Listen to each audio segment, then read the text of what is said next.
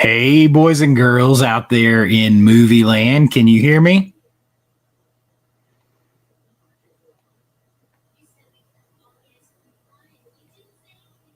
Let me know if you can hear me.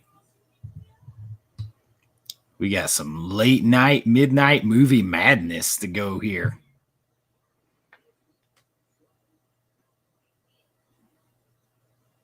Oh, yeah. Can you hear me, Marty?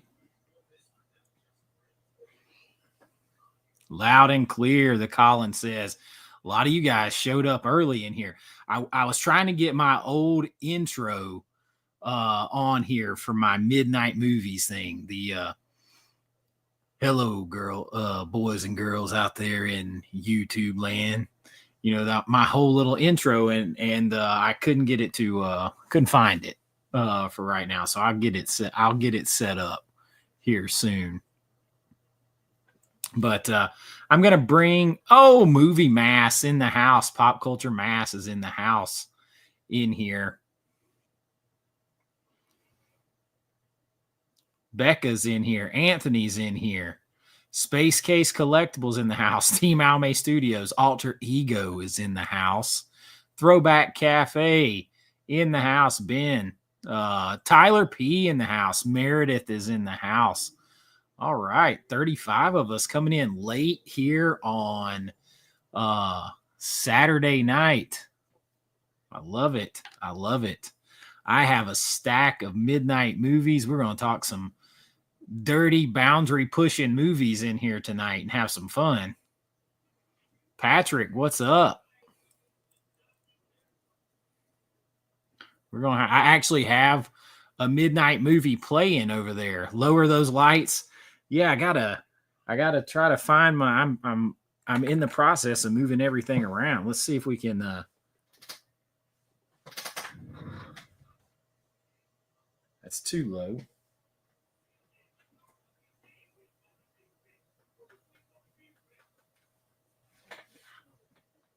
We'll lower it down just a hair.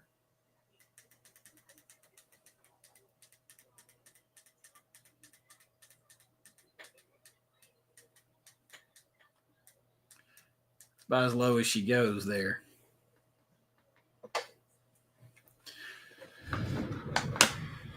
You got a little. I gotta set up my full mood lighting. Yeah, wearing my sunglasses at night because when you're cool, the sun shines on you 24 hours a day, and they're prescription, so I can read. I can't find my glasses, but it fits. You think it's a costume? This is a way of life. This is a way of life. Oh yeah, boundaries. We're gonna push those. William in the house. Nick B in the house. Ross, Bad Girls Burn in Hell. What's up? TA. William. Meredith says she just got home. Some chicken fettuccine Alfredo. Sounds good. I am a vampire. I'm a vampire because I have all my energy and strength at night. Now, I just went and saw Sinners last night with my son, and that was a really, really good movie. I am preparing to seduce you. I got my bling on. I am preparing. What's up? Blockbuster box sets in the house. That reminds me, let me get my little banner going over here.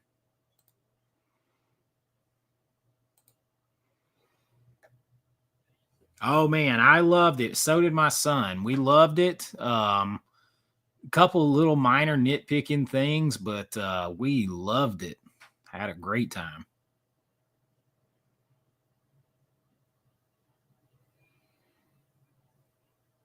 I am doing my Corey Hart.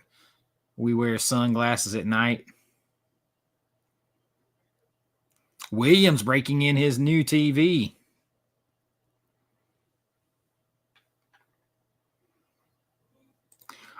Always, see, William, always that's the plan to get you to come back.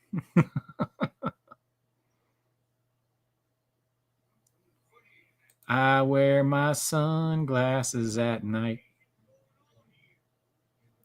Whoa, packing for Italy. Shows a perfect sidetrack tonight. That is PB&J headed to Italy. You were expecting some Adrian Barbeau late night radio DJ style stuff, were you? Well, I don't quite have that kind of voice. But if you're a channel member, it's funny. I posted my voiceover intro to Dark Road 79 in character, and some people didn't even realize that was me.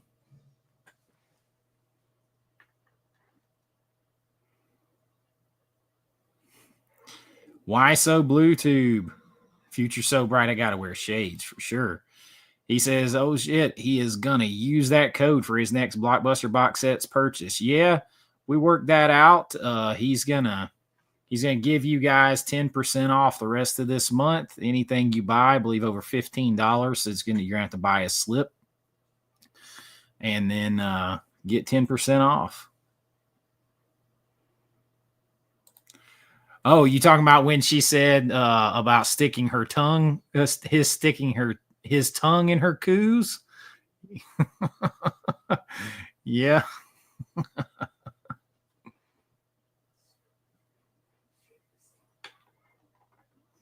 I knew exactly what you were talking about. I immediately left, and my son was like, can you order that movie? When can we buy it? When can we buy it? And so I actually pre-ordered it from Groove on the way home. Hey, Ashley. Ashley was in here way early. Yeah, there's the boundaries. There's less boundaries tonight than ever. That's why most of my midnight movie, I'm going to bring the midnight movie video back. I'm going to bring that back. But most of the time they get limited ads at best.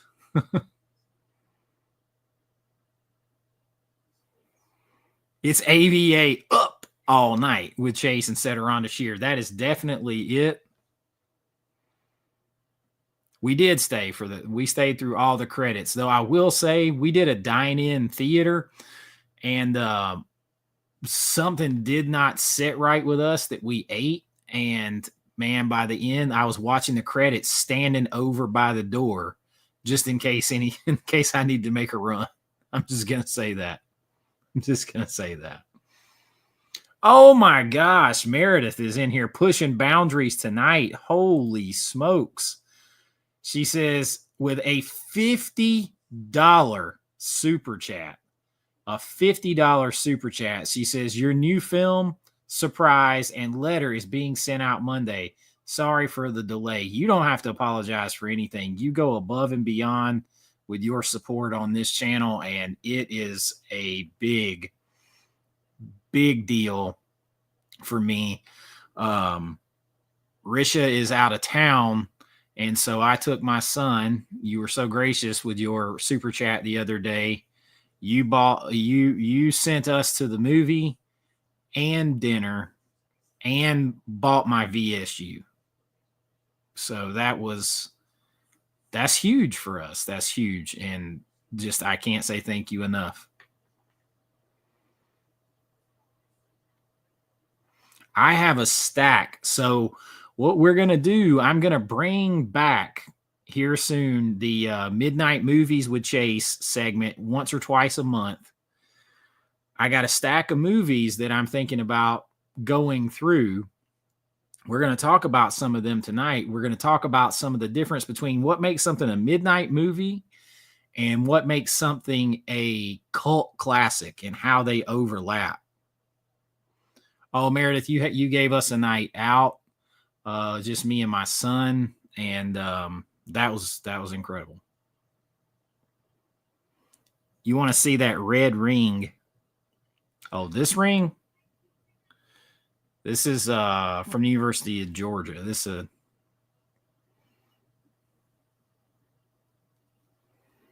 championship ring.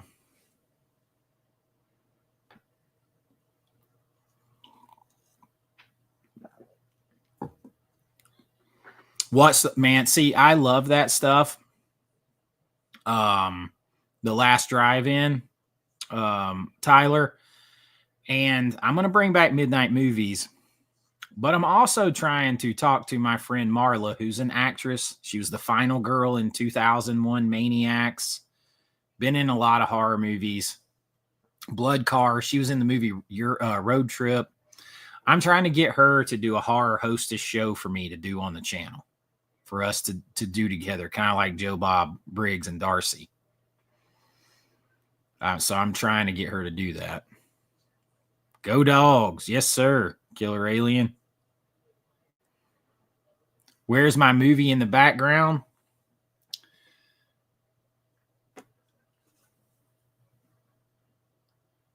It's over there. I would love to be able to show it, but I don't want to be kicked off of YouTube. They already don't like me anymore.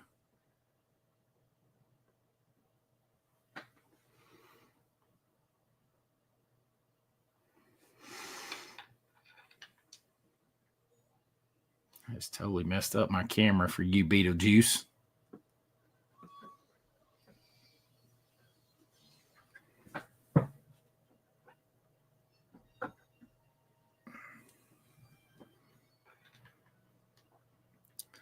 Let's see. Don't drink the wine, it's the blood. Meredith, I saw that you just posted.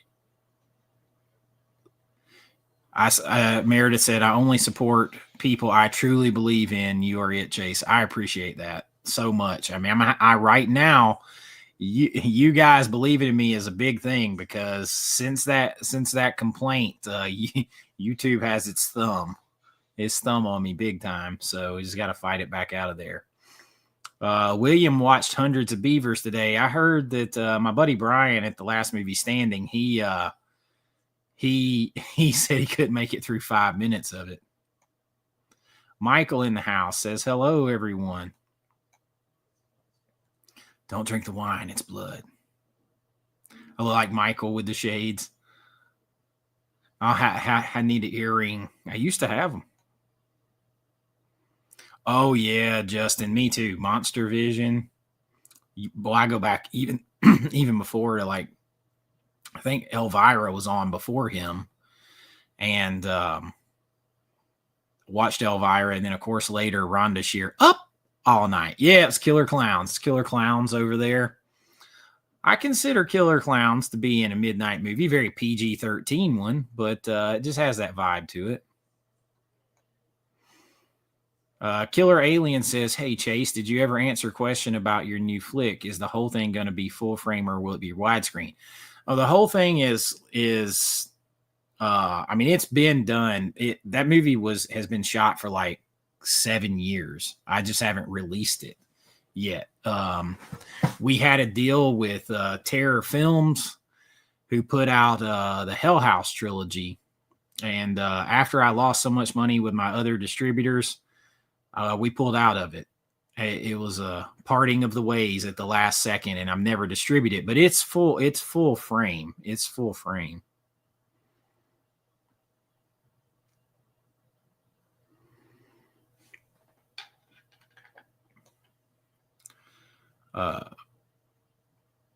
Why So Bluetooth says his copy of the Wolfman 4K from Scream Factory arrived.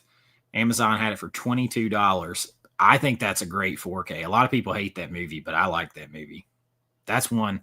I worked on a list today that's coming out tomorrow of horror movies that everybody else hates that I love. And the Wolfman should have been on there.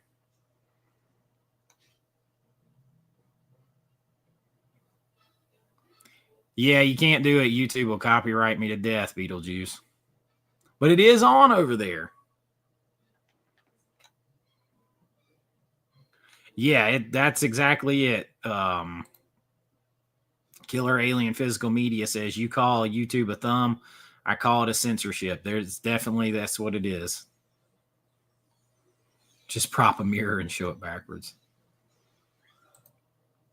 That's a really good 4K. Is there? I hadn't heard about that.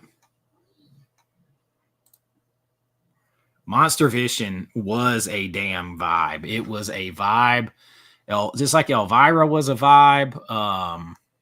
Rhonda Shear up all night out there in her lingerie.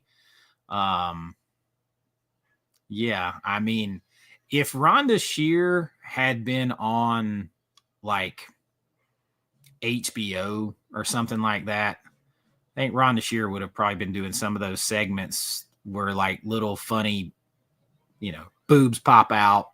I think she'd have been in a G-string. She was in a thong sometimes. She actually made an appearance on the last drive-in a while back.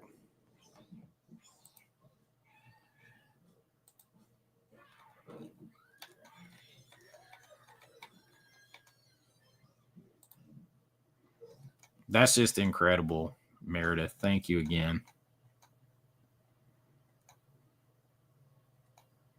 Daniel Banks says, hey, everybody. Some of these popped in back asswards. Yeah, screw YouTube. How you doing, Marty? Tyler said you had Sammy Terry in Indiana in the 80s. Creature feature, double feature. Well, that's my other consideration is for my next movie, which could be my last movie, is kind of a spin-off of my film Creature Feature. So we'll see. Hear that Killer Clowns music. Happy Gilmore 2 will be out. I cannot wait for that. July 25th, Becca.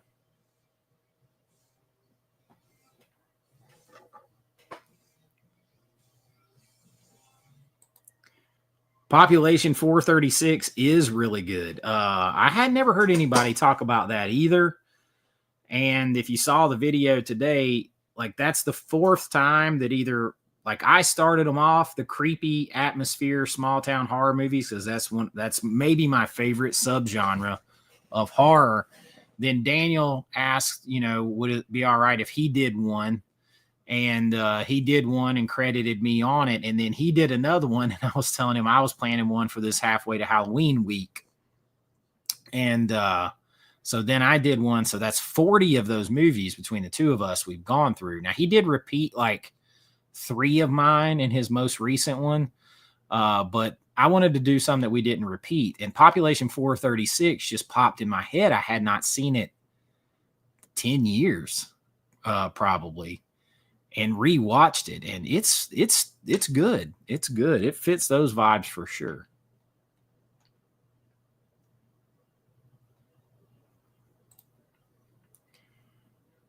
Nothing wrong with a bit of TNA. I definitely agree. I put it over here. So coming to that.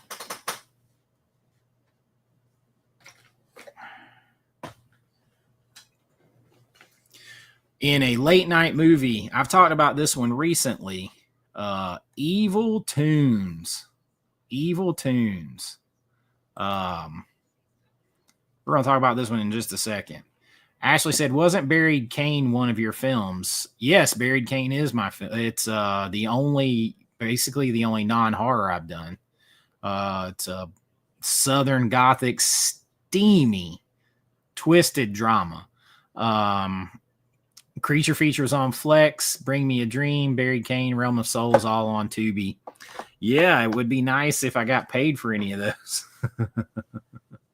They got to play off their... Now, Bring Me a Dream is actively still being distributed by Lionsgate and 3 companies, Lionsgate, Magnolia Pictures, and Indican Pictures. But the others I have all the rights back to. They just have to finish their... kind of like a sublease, sub license to some of these streamings. And I'm probably going to recut them. I'm going to do a director's cut and re-release them, even if I re-release them myself in limited edition box sets made by Blockbuster Box Sets.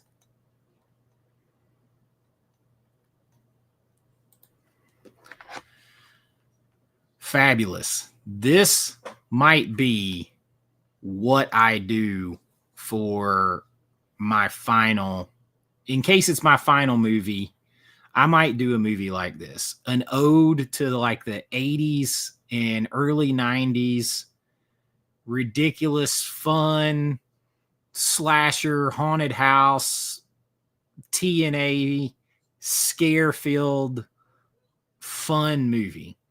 Because my last two movies, Bring Me a Dream and Dark Roads, have been heavy, very heavy. I mean, Dark Roads moves into the thriller drama category. I mean, bloody, disgusting, and stuff like that. The ones that reviewed it, critics that reviewed it, said that it was like, one said Almost Famous meets Cabin in the Woods. Another one said that it's Almost Famous and Crossroads meets Friday the 13th. Another one said that it's Almost Famous meets Friday the 13th. So it was more of a drama. And then Bring Me a Dream, everybody kept telling me that it was a Clive Barker Cronenberg type thing. And Marty Cove told me it was Peckinpah like. So they've been heavy, or they're much heavier. I wanted to, in case it's my last thing, the most fun I've ever had making a movie was Creature Feature. So I would like to do something like that again. This movie is unabashedly just over the top. It is definitely a midnight, ridiculous movie. I mean, yeah, at the very beginning, you have, what's his name that's in every Joe Dante movie? I just totally blanked on it. He's like the caretaker of the house. These four girls are bending over in the van to get their cleaning stuff out. And I mean, the camera just unabashedly just does a pan straight up their asses all the way down. All the way down. It does a pan and it just stays on each one. But it is fun and it has some cool kills and it has some cool moments. But I mean, it's ridiculous. I'm not putting cartoons in my movie, but definitely, I am in love. This is a fun movie to watch. Catch up on the chat real quick.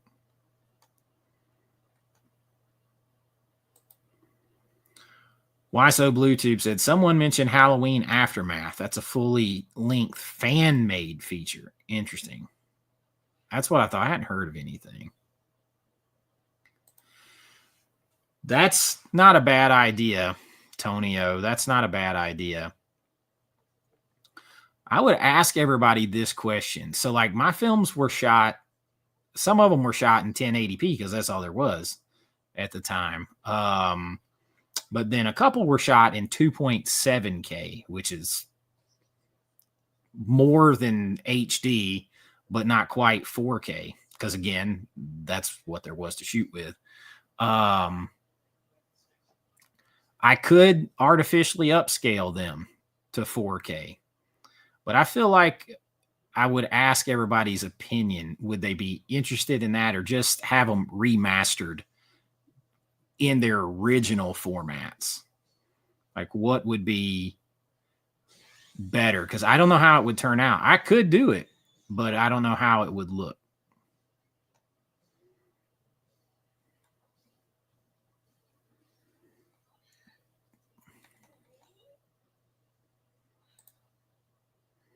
Killer Alien Physical Media, and you guys check out his channel. He's a member on my channel. His channel is growing. He's already up over 3,000 subs. He says, Meredith, you rock. I couldn't agree with you more. I was so sad to see Hollywood focus more on violence, less on the beauty of women. Luckily, it seems to be changing a bit.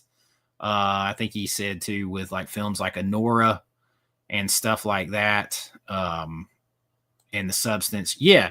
You know, like you hear Barbara Crampton, for instance, talk about it. Like they went through, like, I don't know, like it wasn't as serious. People were not as uptight. Like the 70s, the 80s through the mid to late 90s, just were not as uptight. Getting naked in a horror movie or a comedy, it was just fun, ridiculous, and people took it as a fun, ridiculous thing in a movie. And then at at some point about 2010, 2008, 2010-ish, everybody started getting super fucking uptight. And, and then the Harvey Weinstein stuff, and then suddenly there's intimacy coordinators and all this kind of stuff, which I'm going to tell you as somebody who's had to be naked in a scene myself, having someone else get involved with that and tell the two of you like what to do or where to put your hands and how you should come be at each other would be way, way more uncomfortable. Way more. And I know like Nicole Kidman is like, she won't do it. She wouldn't do a nude scene with one of them around. And like now there's a pushback. Killer Alien's right. There's a pushback the other way now to like chill the hell out kind of thing. Let grown folks talk to grown folks about how to do it and act in a scene, because it's acting. It's not real life. And there's nothing I say this all the time. There is nothing sexy about a sex scene. Once everybody's had their clothes off for about 10 minutes, then everybody's past it and they're like, let's get this scene in. Let's get it done.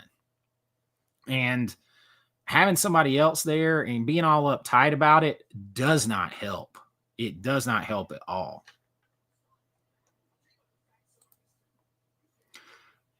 Have I ever watched Not a Serial Killer? Shudder movie with Doc from Back to the Future. I thought, no, I hadn't seen it. Great atmosphere. Interesting. No, I haven't seen that one, but I'll put that on my, you said it's on, is it on Shudder? I got Shudder, so I'll put it on there. Gus in the house.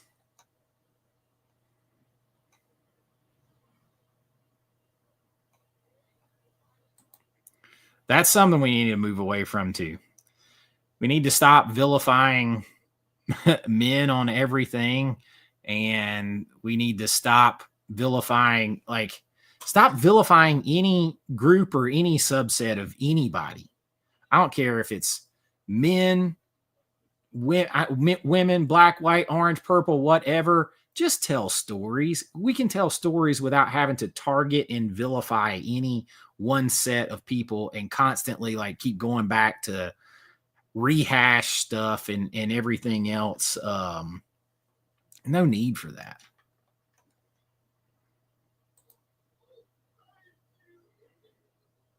No. That's Meredith's so nice.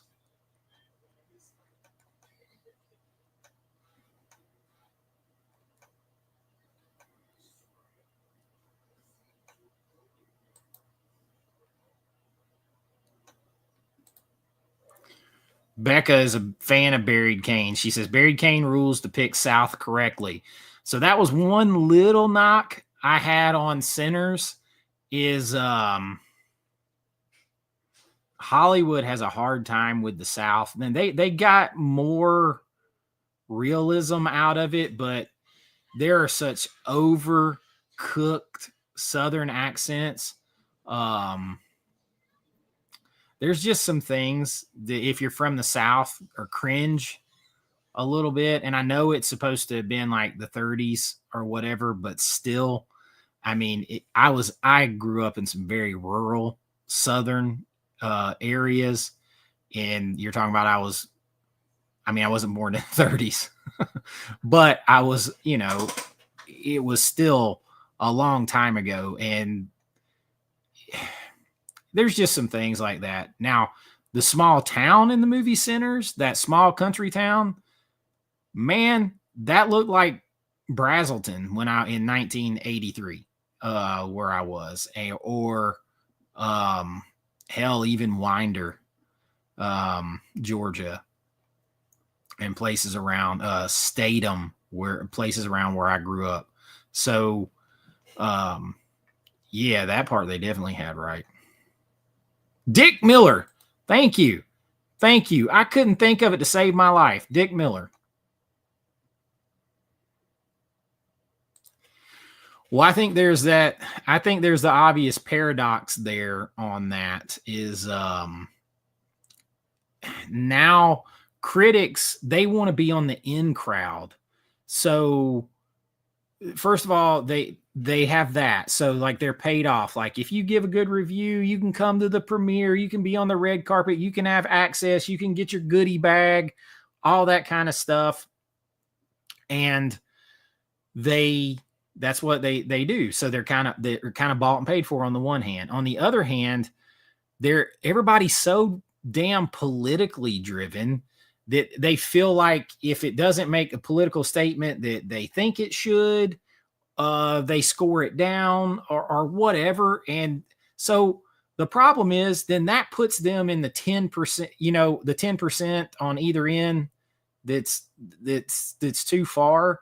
And then they come in and the rest of the 80 to 90% of people are normal people and they just want to be entertained and they watch stuff and they're entertained. So that those people score it high because they don't have an agenda other than I want to pay my money and be entertained. And there is always seems to be this disconnect, and you'll see it the other side. There'll be a smell your farts or a artsy movie that comes out or a over the top political agenda movie that comes out, and the critics will score it way high and the audience will give it a shit score because they just want to be entertained. They didn't want to be preached to. They didn't want that. They don't care who's doing the preaching about what message. They're just message weary.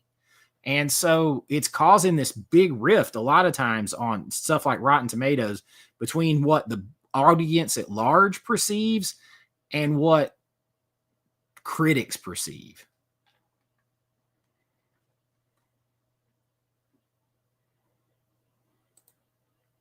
Car wash movie with hot bodies. Bikini Car Wash. I got that coming on the new release. PB&J says remaster original format. That's the way I'm leaning. Because it's already going to take work to do the director's cut. Meredith says, I remember Cool World, that sexy version of Who Framed Roger Rabbit. Brad Pitt, right? Not many liked it. It didn't do so well at the box office. Man, we watch Cool World all the time. My Uncle Harold from he bought when the new releases were over, they had like the big cardboard cutout of it at the movie rental place, and he bought it and put it in his room.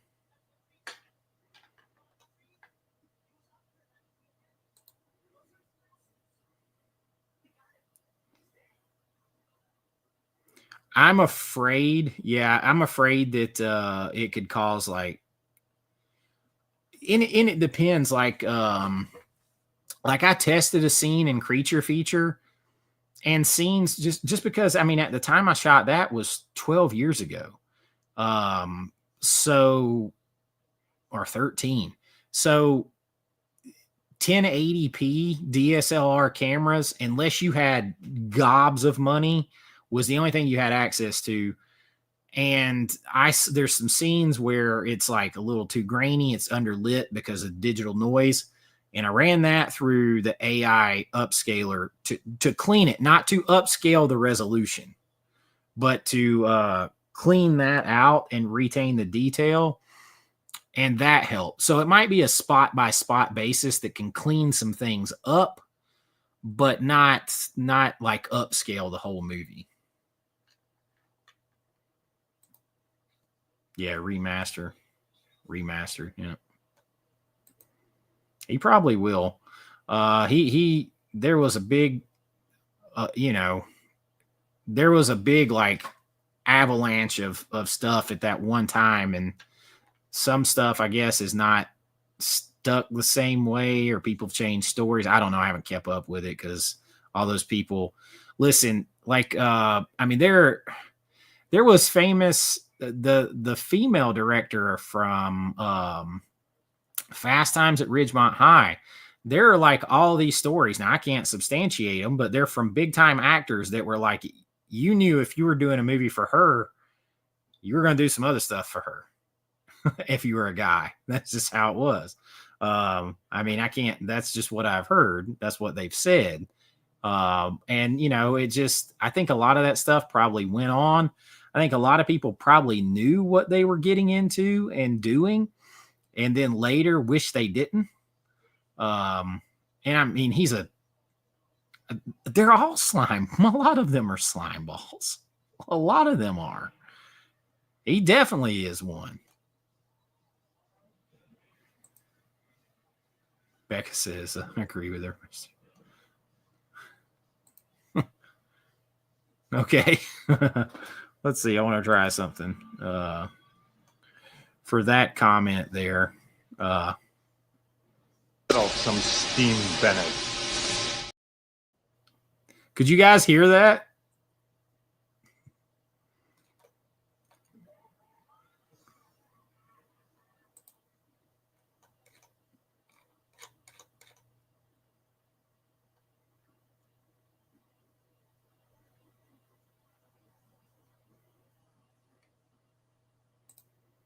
Yeah, he needs to. I mean, they just like, I don't understand why they keep even bringing it up. Like, I feel like for everything that he did, he was going to stay there. So, like, why is he not? Why are they trying to get him out now? I don't get it.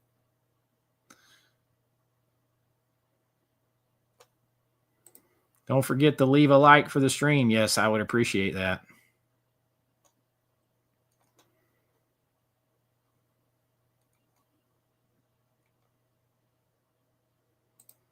Yeah, she's from Kim Basinger is from Brazelton. She actually owned it for a while when we lived there.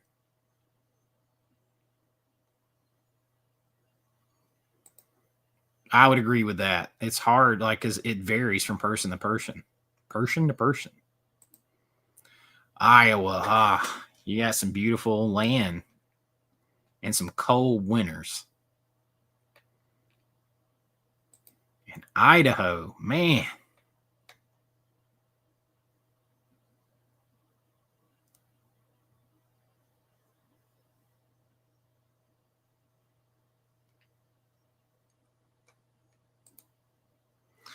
It's politics have gotten way too much into everything. And I'm like, I don't know about y'all, but I'm tired of it. I just want to go to the movies and watch movies and be entertained and escape. You close that door behind you when you buy that ticket, you go in there, you get popcorn, a Coke, you sit down in your seat, the door closes behind you, the lights go down, the curtain goes up, and through great stories and great adventures, you are transported to somewhere else, another place in time. There's all this other time in the world to deal with all this other shit that we deal with all the time. In the movie theater, ain't it, Chief? That's the way I think about it. It just ain't it.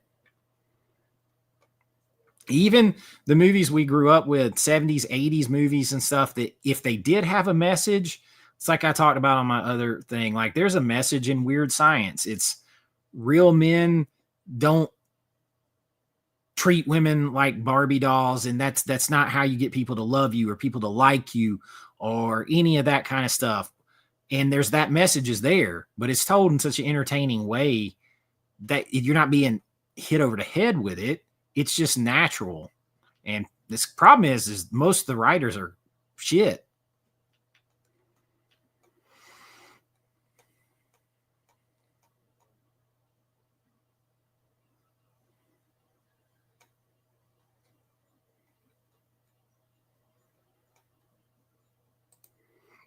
And that's right. We're all hanging out late night. I got a stack of movies over here. We got to start talking about some of them.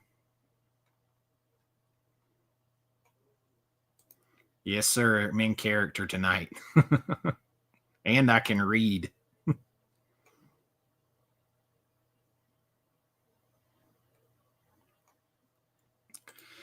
It's also at the forefront now. It's very much at the forefront. I mean, you can't even have a movie considered for an Oscar unless it has a certain number of women work on it in front and behind the camera, a certain number of minorities, a certain number of LGBTQ, a certain number of this, a certain number of that. And none of that has anything to do with whether or not the movie is any good. Absolutely nothing. So when all of that, the difference now is all of that stuff comes before story and entertainment. That's the difference.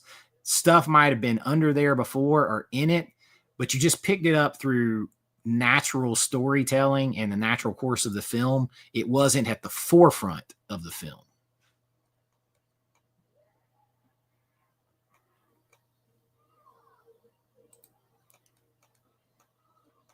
Whoa, Joe. Joe with a $20 super chat. He says, have not heard you mention the It's Alive movies. Did I miss an episode where you listed it? I have not. But thank you so much for the $20 super chat, my man. I really do appreciate that. It's Alive movies. I'm trying to place that. I don't know if I've seen them, man. That's rare.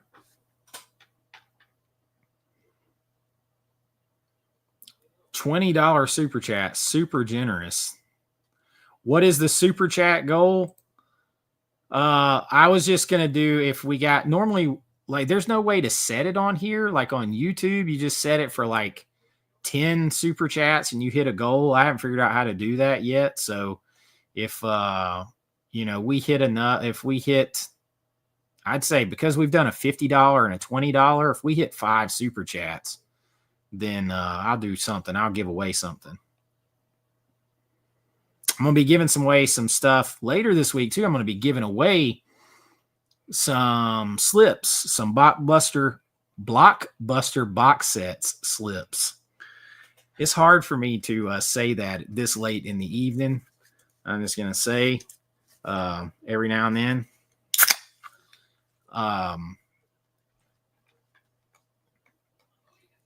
Totally agree. Haven't watched them in over a decade.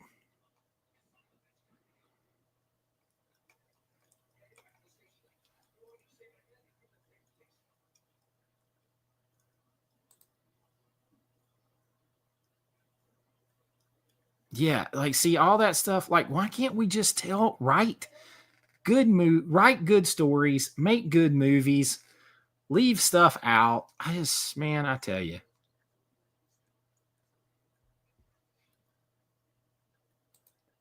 $100%. Films would miss the entire point. They miss the entire point of weird science. Go Google weird science problematic. You will find countless articles where they destroy that movie as being anti-women, like just all kinds of things. And they totally miss the point.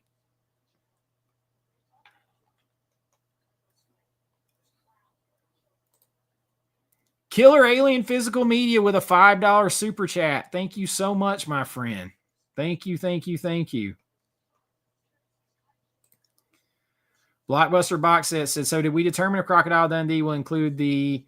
it looks like it's just got the censored version.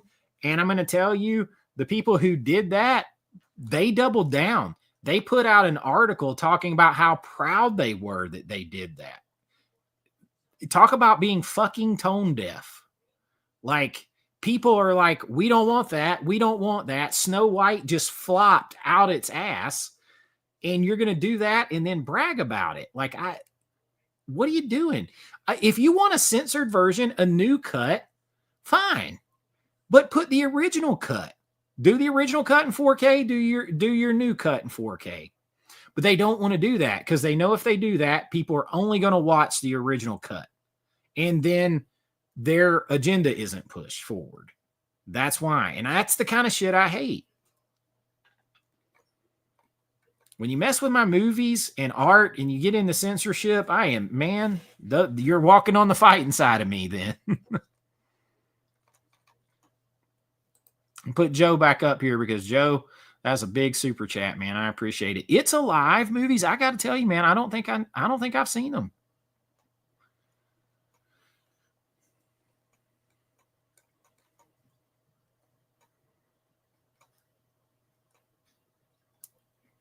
Johnny number 5, Ashley. That's talking. Johnny number 5. Let's see. Let's talk about another one of these movies because I will say another movie that's I think it's more of a cult classic than a midnight movie, but Chopping Mall essentially has a bunch of crazy ass Johnny number 5s as the killers. That's what I always think of when I see it. Now, one movie that I did a full Midnight Movies with Chase on already, it was one of the few I did, was Cronenberg's Videodrome. I did Showgirls up there. And of course, I started with Elvira because I just think that's the perfect place to start. Those are definitely midnight movies for sure. Cronenberg, like this whole thing is about like watching midnight boundary pushing type stuff, and then how its effect on people and different things like that. This is my favorite Cronenberg by a wide stretch. Even Over the Fly, this is my favorite because I'm a James Woods. I just think James Woods. I love James Woods. Always have. Diggstown, love him, man. I just think he's cool as shit. Elvira, though, grew up on Elvira, and got to meet Cassandra Peterson. She was gonna be in Bring Me a Dream as a cop, believe it or not, and then we just didn't have enough money. But she's awesome. You talk about somebody that fits in with midnight movies, boundary pushing. Like this woman has had some fun times in her life, let's just say. But I love both of these movies, and I've done both of these. So if you want to get a taste of what Midnight Movies with Chase is, that series that I'm going to try to bring back, you can go check out the videos on these. But I love those two movies. Try to catch up on the chat.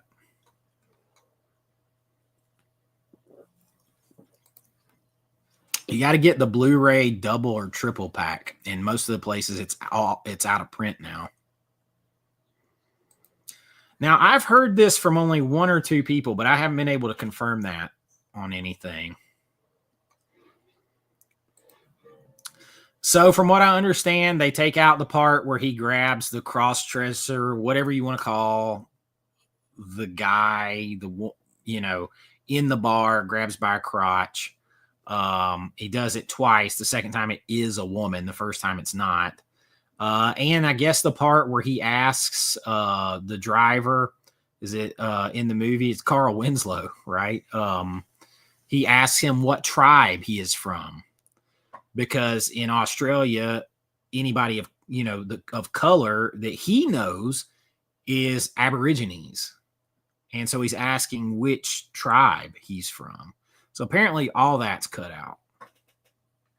Which is stupid because it's a fish out of water story. He is ignorant and he's learning as he goes. And that's part of his character development. It's pointing out his ignorance. And again, they miss the forest for the trees.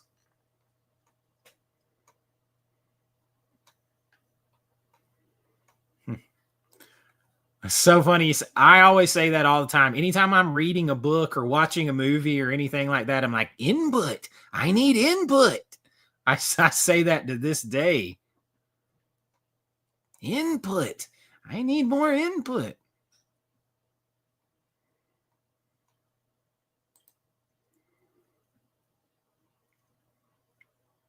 Disney kind of started with Snow White and it seems to be ending with Snow White. So you have Bob Iger is freaking out, and he has come out and said we're getting out of the agenda message business. We're focusing on creativity, and then I guess something about the Fantastic Four or something with Johnny Blaze. He's not going to be a womanizer anymore, and like all this shit is coming out, and so Iger had to come back out and say, well, understand, like there's stuff that we already shot. It's got to play through, but we're going to move away from this kind of stuff and just get back to old-fashioned storytelling and things like that. So he's and people are like, well, I don't believe Iger because he'll lie, he'll say whatever. I don't believe Iger, but I believe money.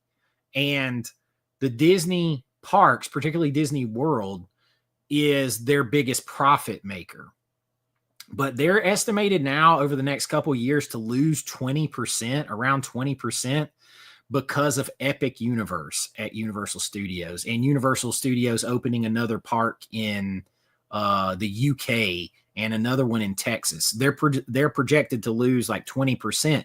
So he won't right now. He's been reaching his hand into the theme park piggy bank jar and raising prices and stuff over there to bail out all of these flopped movies. He's not able to do that anymore. So he has to change. That I believe.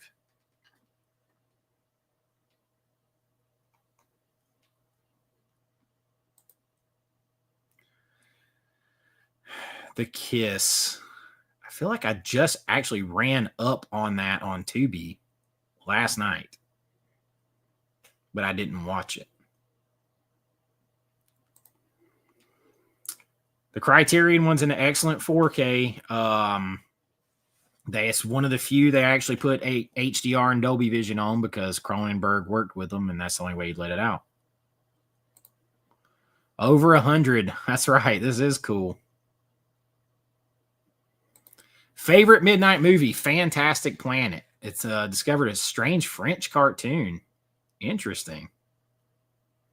Called Night Watch.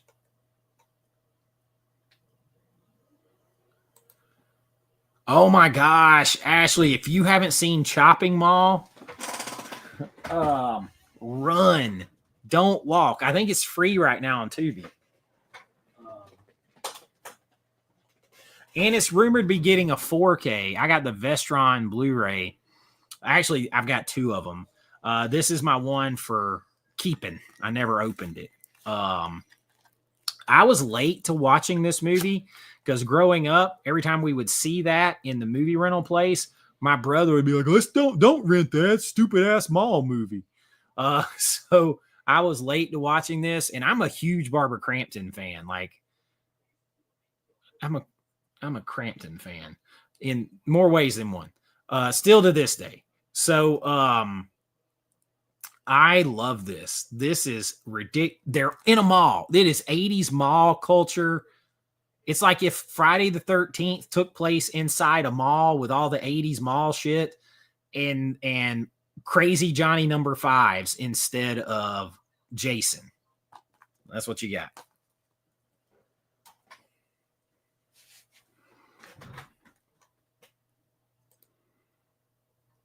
Videodrome made me want to it's the Videodrome video that made you want to see more of midnight videos. Yeah, Ben's been telling me, he's like, got to do the midnight movie stuff again. So we're going to do it. He had two eyes full. The Videodrome. Yeah, everybody liked the Videodrome episode, it seems like. You can tell I really like that movie. You wish you could like people's comments. Can y'all not? I didn't know that. The Sheila.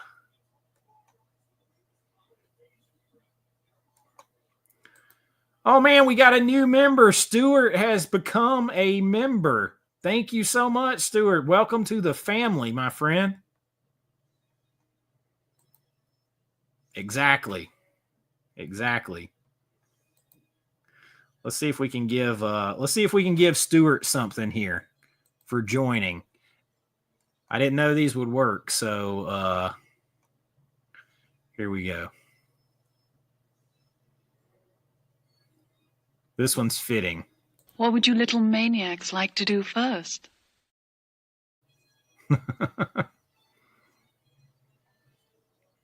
And you know what, Meredith, I'm going to give you one now that I figured out how to do it for the $100 super chat you did yesterday and the $50 super chat you did tonight. Just replace the word beer with Meredith. It was the greatest beer in all the world. It's the greatest Meredith in all the world.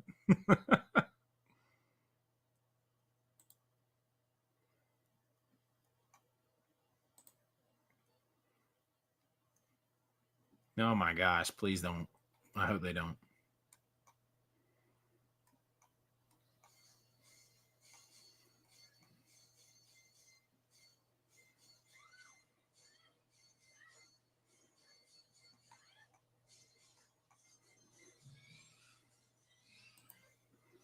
Chopping Mall. There's my man, Pop Culture Mask. Chopping Mall is awesome. Oh, the head explosion. Yes. The head explosion is great. I mean, it's Scanners level explosion good.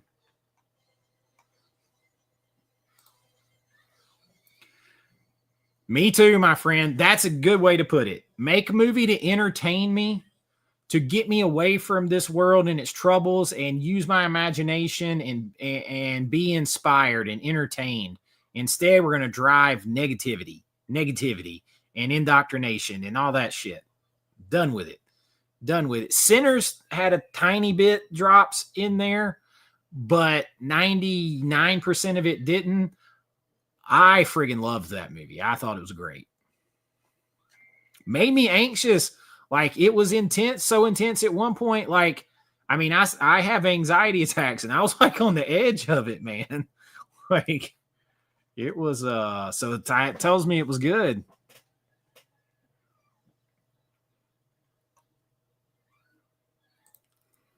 It's free for Prime members. I think it's on Tubi for free too. But I mean, the quality on some of that stuff is bad. Very bad. Yeah, welcome, Stuart, to the Pop Culture family. Just finished watching Over the Top. Her takeaway was, why is everyone so sweaty in the 80s? Well, listen, I tell my kids this and they can't believe it because I grew up in Georgia, but like I spent all the summers with my grandparents, great grandparents on their farm. My grandmother lived there too. No air conditioning. None. Period. You open the window, put a box fan in the window. You went there to eat at the kitchen table, you moved a box fan in there by the table. Like at night, you took a shower and you laid your ass still on the floor and watched TV in front of a box fan, or you sat out on the screened in front porch with fans on you. And that was it. So everybody was sweaty. But I mean, I guess they're working hard. He's got the windows down in that truck. Maybe you don't got air conditioning, and then they're sweating. I mean, under those lights, stage lights, and doing the arm wrestling, you'd definitely be sweaty. For sure, man. For sure. Big Ben. Man, I just saw this. I'm behind, running my mouth. Tyler, my first ever channel member. I always remember that. Said, I thought Delroy Lindo was great in Sin. I thought Delroy Lindo came very close to stealing the movie out from under Michael B. Jordan at certain points. And I really like Michael B. Jordan. I think Michael B. Jordan has an old movie star quality to him. But to this day, I still think Michael B. Jordan's best performance ever was one of the very first things he did was in Friday Night Lights, the TV show. I still do.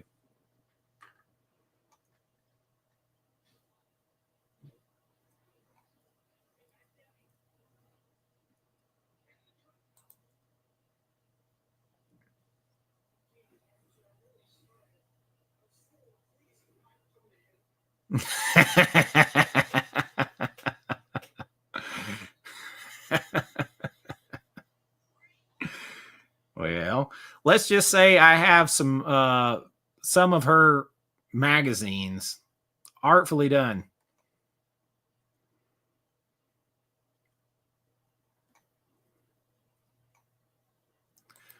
Blood Diner is weird. They're like putting people byproducts in the food or whatever.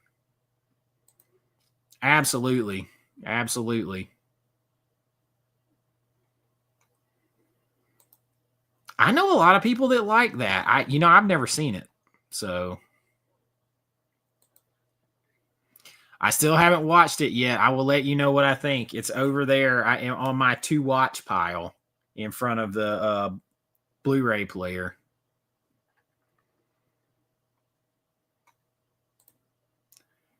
Yes, definitely yes. Definitely yes. I kind of wish they had gotten to the mythology and the vampire stuff earlier in the movie and really went more into the otherworldly, cross time and space. They were flirting with H.P. Lovecraft almost stuff right there. Like, I wish they'd got into that a little bit earlier. Like, I don't know why they chose to have Michael B. Jordan play two roles as twins. I don't really see it being necessary to have done that. I don't think it hurt his performance, but I couldn't help but always thinking, well, it's Michael B. Jordan talking to Michael B. Jordan. And like, if you're a filmmaker, you see sometimes the obvious framing and cuts where they tried to get around it. But I really liked it, though.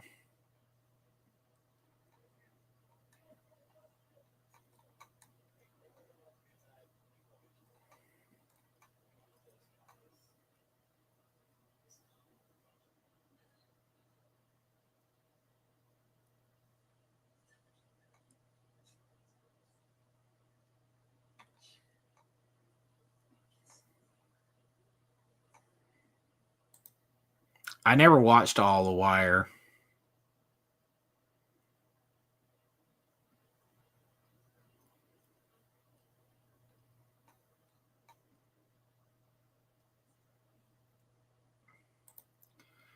I was not the biggest fan. It was okay. You gotta wear shades. Oh, so another so it's not just horror movies that can be midnight movies. If we're gonna talk about midnight movies again here for a minute, how about stuff like this? Like, this is a recent release, Assault of the Party Nerds. I mean, even right here on the side, it says late night classics. These are the other type of movies I think of with midnight movies. Just ridiculous, fun, party, drinking, skin, TNA type movies. And this is Linnea Quigley in here and stuff. This is actually two films, recent release. This is another one. So this might be a double feature night video that I do here. I might do both of these on one and make sure there's nothing naked on these. I mean, YouTube is choking me down enough.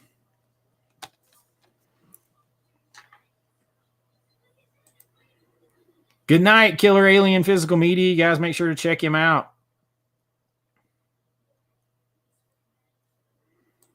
I need to get Porky's Blu-ray. I missed. There was like a one of my used haul trips. There was a Porky's on Blu-ray, and I missed it.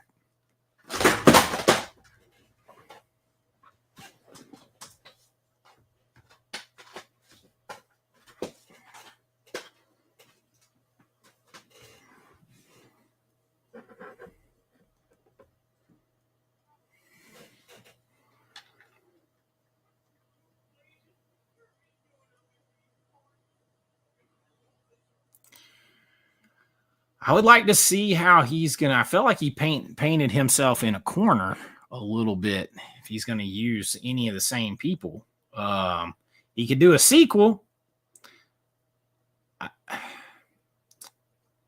He could do a sequel. A prequel would be tough. I mean, if he wants Michael B. Jordan in it, I don't see how he gets a prequel with Michael B. Jordan.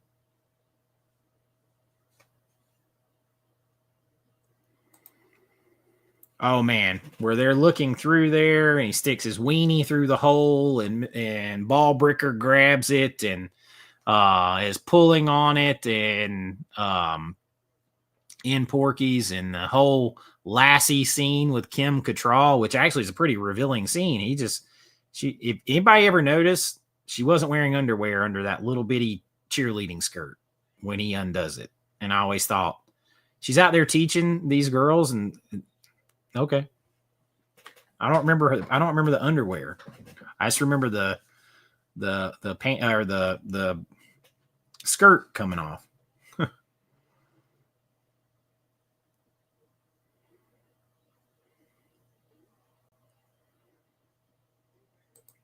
Yeah, he could do it with the Irish. Yeah, he could do it with him, but they would have to do the prequel without Jordan. Yeah.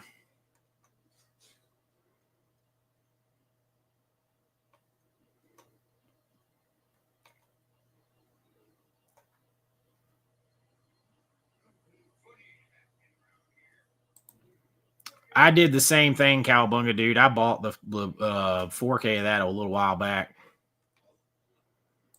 Yeah.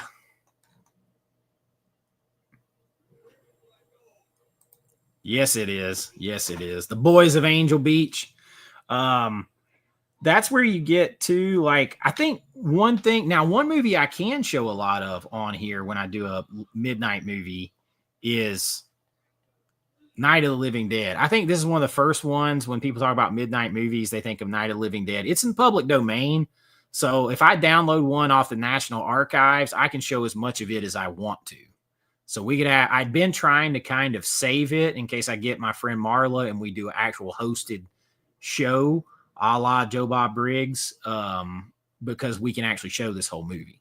So we will see. But that's definitely an iconic one. Still one of the most shocking kills in horror movie history to me at the end of that movie.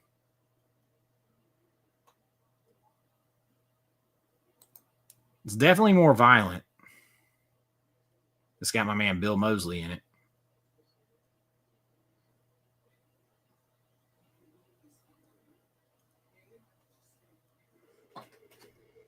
Then you get other ones like that. This one's one. This is one that borders on: is it a cult?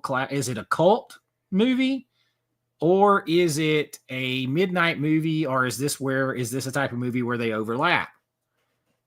Reform School Girls. This, to me, and now these two are very different because this is kind of a women in prison type movie, but a movie like this and a movie like Kentucky Fried Movie, these straddle the line between, are these midnight movies or are they cult classic? Or are they cult type movies? And these are the type that could kind of go either way. This could definitely be a cult classic comedy. It could also be a midnight movie because it's raunchy as raunchy gets. So, and the same thing with this. This has comedic and action elements and everything else to it, and the women in prison and all that kind of stuff. So you could say this is a midnight exploitation grindhouse movie that's also a cult classic because Reform School Girls is like a famous title. So, you know, this is where these types of movies, cult classics, exploitation, midnight movies, they kind of cross lines just a little bit. And this is an example of a couple of movies that do that, for sure, in my opinion.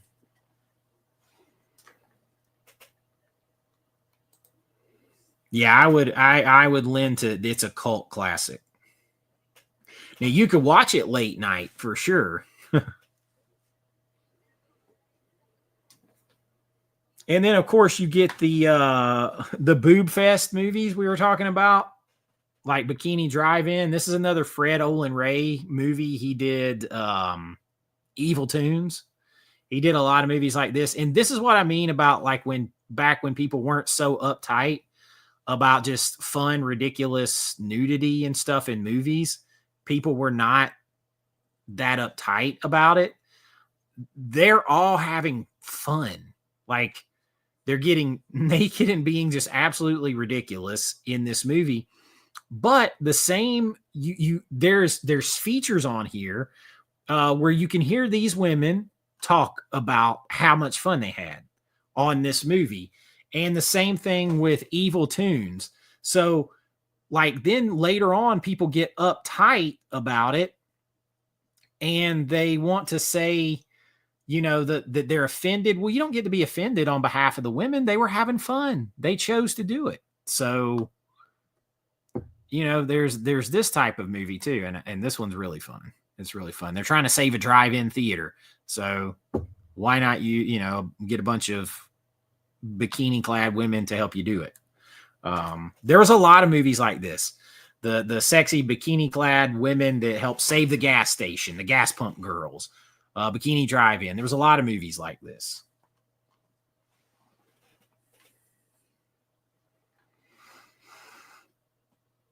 Zombie is super violent. There you go. See, the first time you saw a Kentucky Fried Movie was at a midnight movie in a theater. So that's why I say it's kind of one of those that'll cross the line. Meredith said, what's the take on Interview with... Oh, yeah, I've seen Interview with the Vampire. Kirsten Dunst steals the movie from Brad Pitt and Tom Cruise. I think she's fantastic in it. And I like Tom Cruise. And usually, like, I actually am a Brad Pitt fan. I think he's a good actor overall. I love him in Once Upon a Time in Hollywood. But I actually like Tom Cruise better than him in Interview with the Vampire. Now it's got very homosexual undertones and stuff to it, for sure. But it's entertaining, and I really believe we need a 4K of it. I really think they need to get a 4K of that one. I'm shocked that doesn't have a 4K.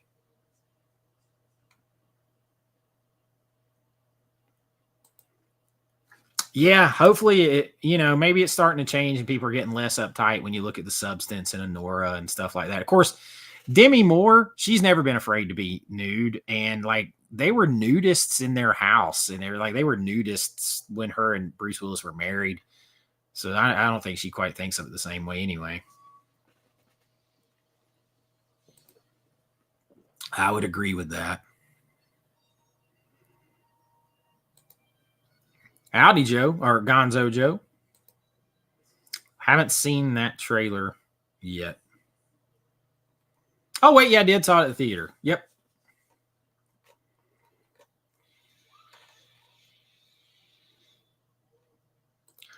I think Buckaroo Banzai is a cult classic. I think that's a cult classic for sure. I think that's a cult classic. Here is two others that are these cult classics, are these midnight movies. Corman. We got Humanoids from the Deep and Forbidden World. Two of my favorite Cormans. Humanoids from the Deep is probably my favorite of these type of movies. I mean, you have, Death Race and stuff like that, but are these cult classic horror films? Are these midnight movies, or are they both?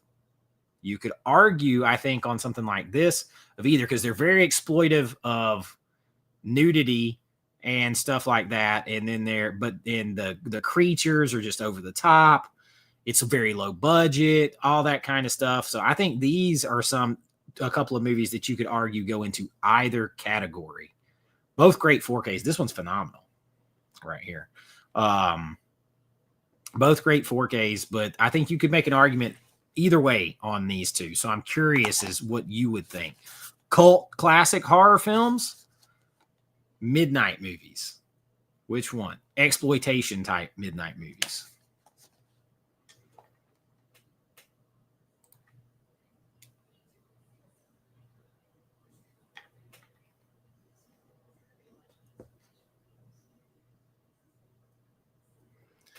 Yeah, watching them is the most important thing. And taking care of yourself, obviously.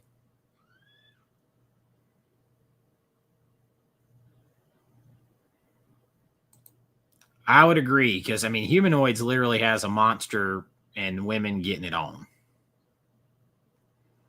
But I mean, hey, Forbidden World almost does, and Galaxy of Terror does. So Humanoids from the Deep has a ton of nudity in it. Harley Shellhammer in the house. What's up? Harley Shellhammer stopping by to say hi.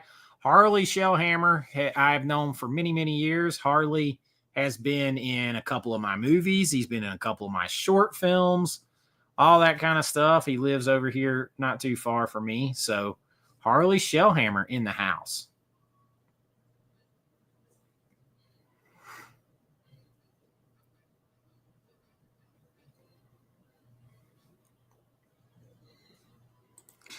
It's region locked. But the original Fuzz said that if you got a Panasonic UB820, the old cheat code of hitting stop and then hitting home button, or top menu, that little trick workaround works on it. Yeah, I think you can make an argument on both for these two.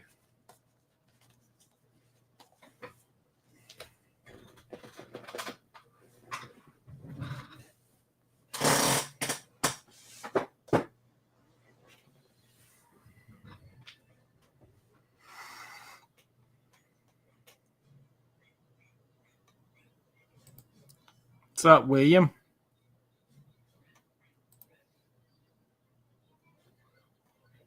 You loved Queen of the Dam?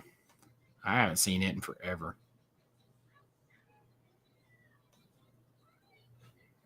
Yeah, my buddy Blockbuster Box Sets is doing that too. This is the way, Harley. This is the way.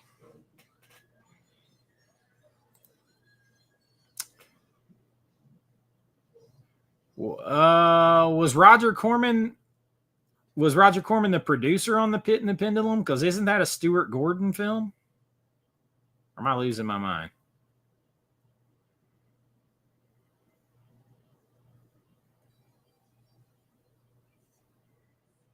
Let's see.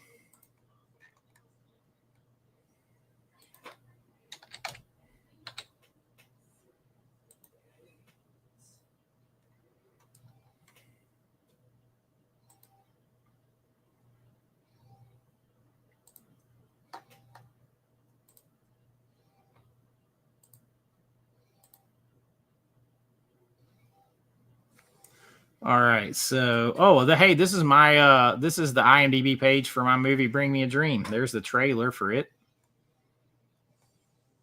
It'll probably flag me for my own movie. What were we looking for? Pit and the Pendulum. Those are all my movies right there. How about that?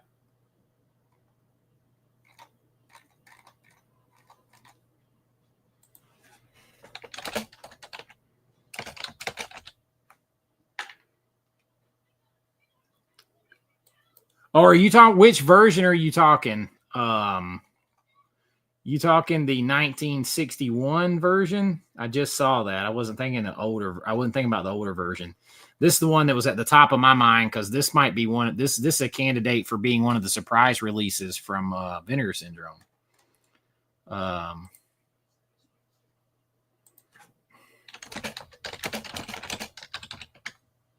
There.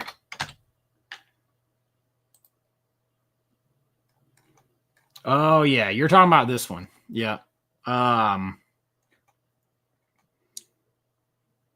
Yeah, he also did in this Edgar Allan Poe, H.P. Lovecraft kind of series. Corman did The Haunted Palace, which was on I talked about on video today. Can't recommend enough. It's absolutely freaking awesome. Whoa! Meredith, come on. Another $30 super chat again from Meredith. You have done so much.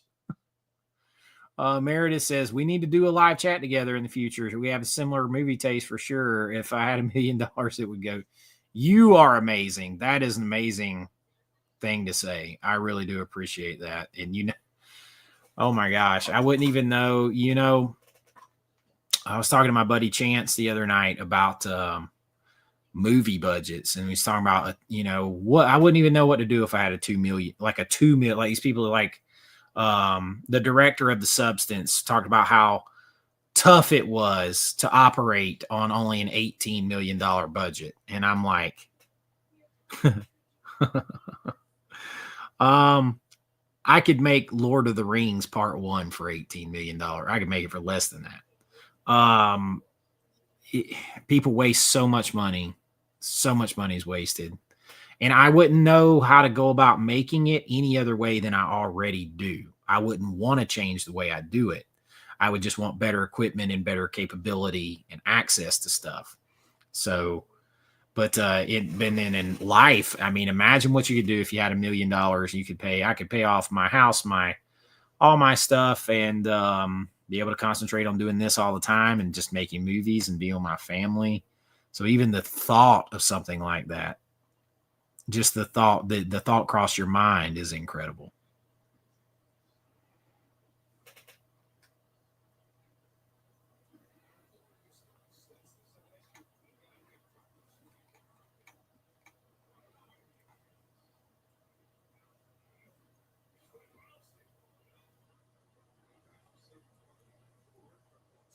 Oh man, the IMDb scores on some of my movies are people just rip them apart. I'll have people say, well, I don't know why they didn't do this, this, and this. And the thing they're complaining that we didn't do for that one scene would cost 10 times the budget we had for the whole movie.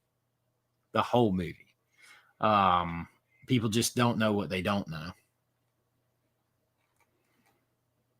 So this one, like Bring Me a Dream, has a 2.5. Dark Roads with a 5.8. That one, but it's mostly only people that have seen that at film festivals. And so you see how it was supposed to be Terror Films that put it out.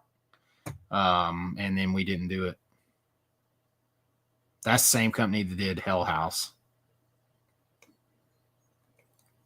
That was my buddy Chance and Jen.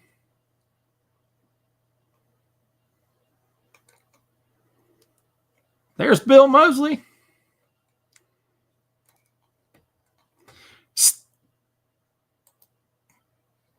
Why so Bluetooth? Getting out of here. Shame on you. No, I'm just kidding, man. Thank you for hanging out, my friend. Thank you for hanging out. Still a better score than Snow White. Yep.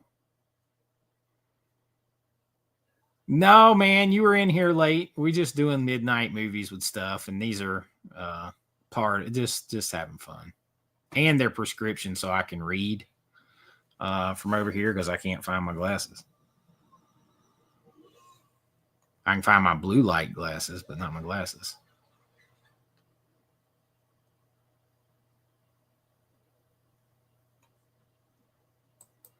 Well, you go take care of yourself, Ashley. Thank you so much for watching.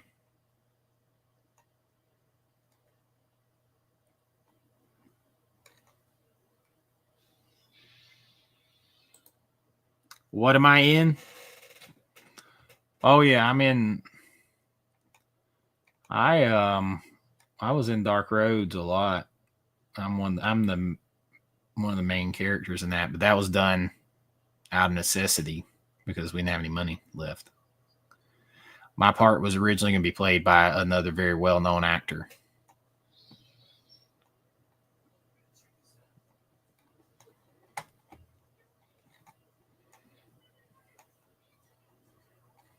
It was a fun one, though. So I had pulled up earlier this midnight movies list, and there's a lot on here I don't agree with. There's Night of the Living Dead, El Topo, which is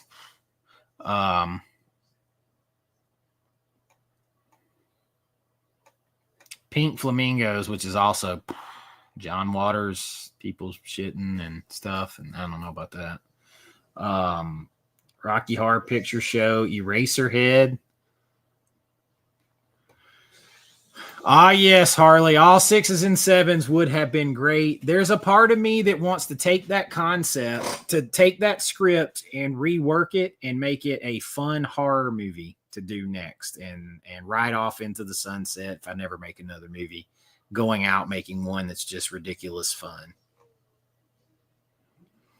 Harley was going to be in all 6s and 7s with me when let's see, where did we go here? So Harley was going to be in all 6s and 7s with me, and we ended up having Corey Feldman was supposed to be in the movie, and we were just a few days away from shooting. Everything was done. Then he needed his entourage to come too. We didn't have the money to pay for it. So now we didn't have Corey Feldman. So we didn't have the comedy movie. So in like a day, I wrote a script for a whole other movie because we already had spent a lot of money. So we switched and we did this movie right here. Realm of Souls, which is a partial found footage film. And Harley is in this movie. He was going to be in all 6s and 7s. But this is actually pretty fun. It's not all found footage. It switches back and forth. I still think it's the Sentinel, maybe. I still think it could be the Sentinel.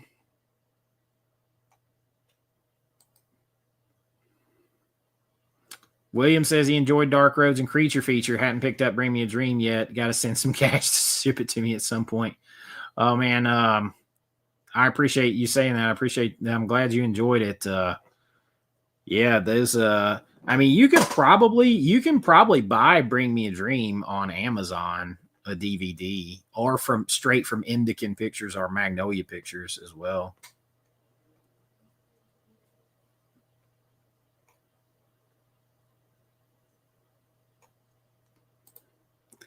I don't think anyone could have pulled off the look you gave Grace in the church. Oh yeah, that so like I had done those takes so many times, and like I'd started to like mentally be that character, and in that situation, it was one of those things like I had gotten so upset I couldn't stop my lip from like snarling up. Sometimes I had to like really concentrate. I was I was like shot out after that.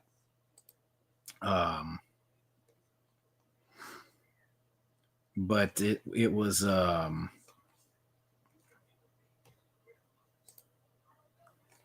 see, I don't think it's on here.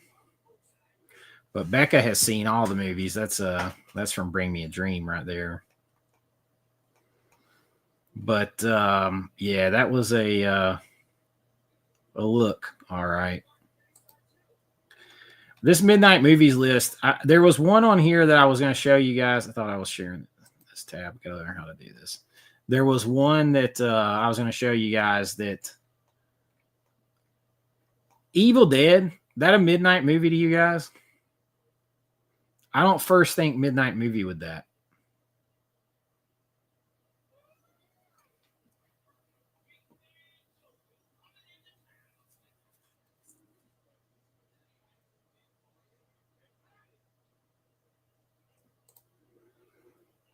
Ooh, I wouldn't touch that one. I'd be afraid to touch that one.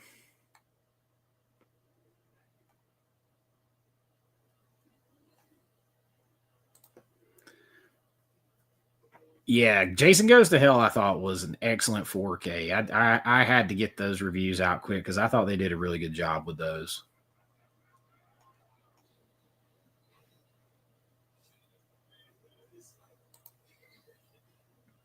Oh my gosh, UHF. I hadn't grabbed that. Man, Screen Factory is killing me, you guys.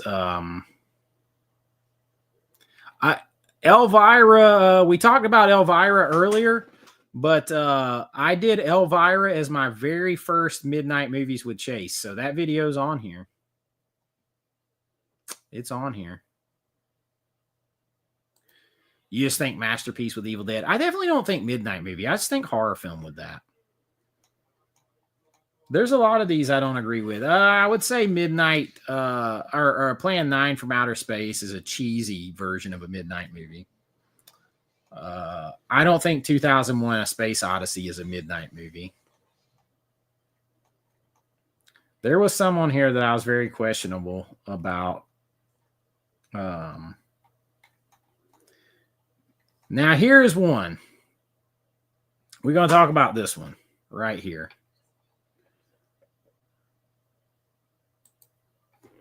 We're going to talk about these right here. Oh, it's two different ones, but they're basically the same. Ilsa, the she-wolf of the SS. Or actually, this is the Harem Girls. I grabbed the wrong one. But I got Ilsa, she-wolf of the SS. And a squeaky chair. The Ilsa movies. These, to me, they're midnight grindhouse exploitation films. So I think what it is there might be there's just different genres of midnight movies. There's the sex comedy romp midnight movie, the raunchy type one, there's the horror movie type one, and then there's the grindhousey exploitation type. They all fit under the midnight movies. These are infamous right here. So they're definitely on there. Mad Foxes, which just got a 4K. I cannot believe that movie got a 4K. This movie's batshit crazy and very exploitive. These are exploitation midnight movies here. Very much so. I mean, Elsa runs a World War II prison camp, And if the men do not please her, you know what I'm talking about? If the men do not please her, she has them castrated and killed.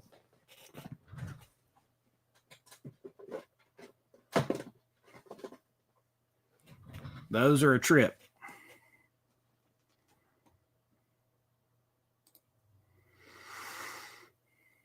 Lucy says, I'm new to your channel. I'm an old lady. First MM was a very edited version. First Midnight Movie was a very edited version of Barbara Steele's Castle of Blood. Movie you probably never, and a movie that you most probably never heard of, Kitten with a Whip. Kitten with a Whip, don't think I've heard of, no. Let me, sometimes I just don't remember the titles. The way I don't remember people's, or I'm not good with names.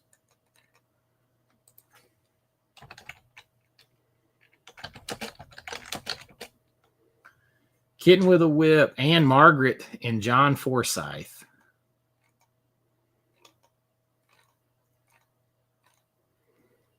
You know what? I actually watched this movie recently when I did a basically a sex movie list from the 1960s. And I was trying to watch through a bunch of movies. I didn't see this whole thing, but I actually saw part of this just within the past 3 months. But I didn't remember that name of the title. A rising political star faces scandal and blackmail when the young woman he tries to help turns out to be a juvenile delinquent.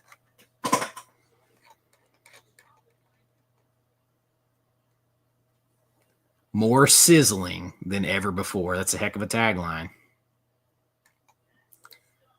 Superfly is, I feel like that's a cult. But you could also say it's a midnight movie, blaxploitation.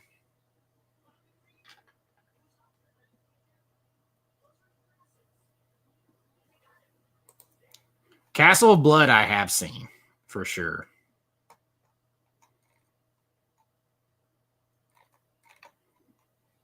But thank you for coming to the channel. I'm hoping you stick around and enjoy it. I can't believe there's still about 80 of us in here at 12:30 at night. Of course, for some of y'all, it's not quite that late yet.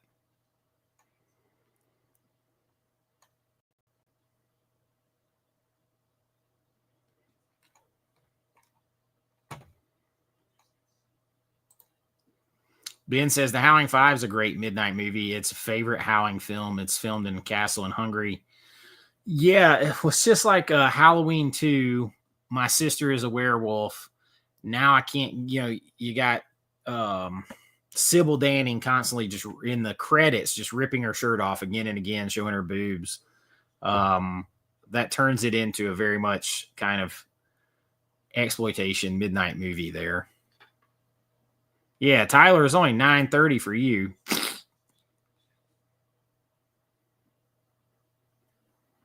That's true. It's the perfect time to talk midnight movies.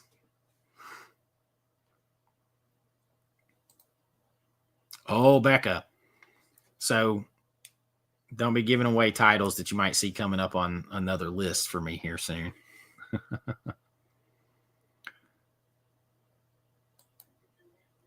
I saw that.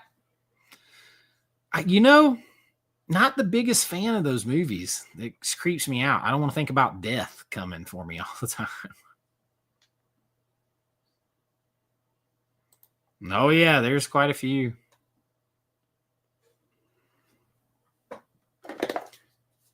Now, if we want to talk about one that crosses another line, this is one I mentioned on the channel before. Since we're after midnight, it's definitely after dark here on AVA Pop Culture. It's Dracula Sucks. I have talked about this before. This is from Vinegar Syndrome, the 4K. There is actually, and see, this is actually Vinegar Syndrome. Even though you buy it on the Melusine site now, it's their Picorama or whatever. But this is actually very famous, one of the most expensive adult films ever made. This and Sex World. But this is one that has two different versions, and they're both on here. One is just like a heavy R-rated version, and then the other is a triple X rated version. They're both on here. I saw the heavy, and it's very heavy R. I saw the very heavy R-rated version of this a long time ago at the North 85 Drive-In at here in Georgia at like 11 p.m. at night. So like this is one that crosses in a whole other territory. One version is an adult film all the way, and this version is this has both versions. This has the triple X version and the hard R rated version. So this is one that crosses in. This brings into another. So we have midnight movies that are raunchy sex romp comedies. And then we have the exploitation grindhouse. We have blaxploitation, all that kind of stuff. And then we have these that cross into adult movies. So kind of like but the R version of this would have been like your old Skinamax, right? And they did a great job restoring this. I'm not gonna lie. And no, I didn't watch the R-rated version. But I had seen the R-rated version before. But this is a whole other genre of that. And I mean, not too far behind it is something very much like Russ Meyer's Super Vixens or the Ultra Vixens. He's got several of the Vixens movies. Very exploitation, grindhouse, but also with some comedy to it too. That's definitely what these are. Kind of, but it is Caligula has a couple of scenes. Dracula Sucks is a full-on adult movie. It's like a whole story of Dracula, but anytime there's scenes, it shows them all the way, and there's multiple ones. It's not just one main scene of it like it is in Caligula, where it mostly happens. But yeah, I got Caligula over there. That's another one that's in this kind of category, but it has a couple of versions to it too. So this one crosses into a whole other territory. So my point to all this is there's a lot that fits into these categories when you start trying to, narrow it down to do these videos on it. Ultra Vixens is, let me put this up here. Ultra Vixens is super boobs because there's they're women that got to hold the things up. It's absolutely ridiculous.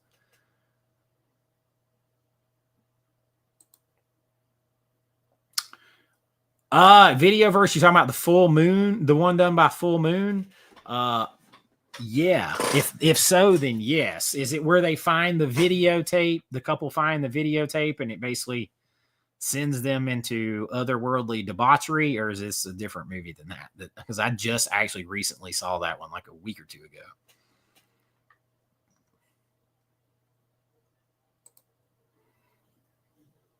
I should go to bed, but I won't want to. Did you see Head of the Family on Tubi yet? It's definitely a midnight movie. No, but I'll put that into my watch list.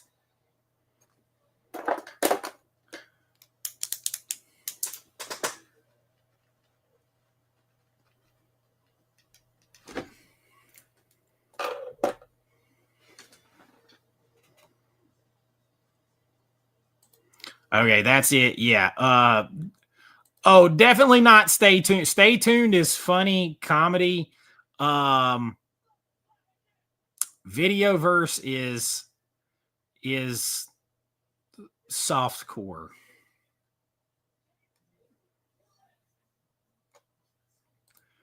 Also true.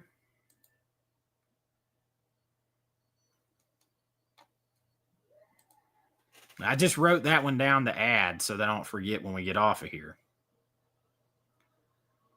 I got a couple more for us to talk about.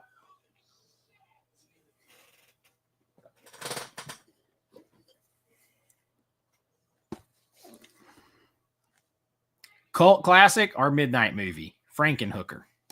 Frank Henenlotter. Which one is it? Then this Night of the Demon was a video nasty Bigfoot movie. I'm pretty sure this was one that was a video nasty. And I mean, this thing is messed up. So see, look, I said Frankenhooker. First two answers. Anthony says midnight. Ben says cult. This is what I mean. I think there's a lot of crossover in them.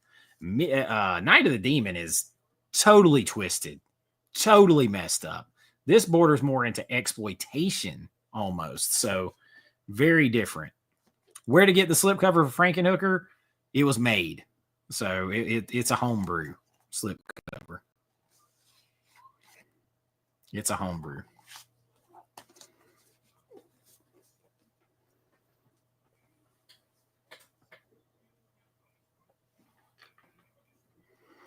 So we got 2 midnights and 1 cult for Frankenhooker.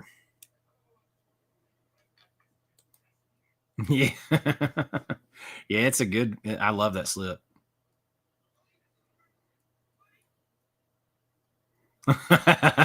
Yeah.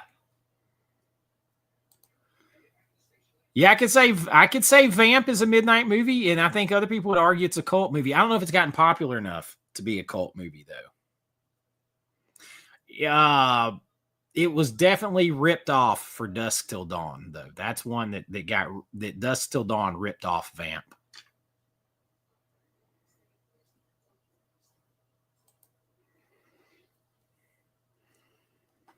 And then how about this recent release by Vinegar Syndrome? I think this is a cult movie. It could be a late night movie. It's kind of got that shit quality to it. Old VHS, old theater, bad film kind of quality to it. Lots of skin, lots of ridiculous kills, shit like that. But I think that puts it into more of a cult. I would put Iced into a cult horror film.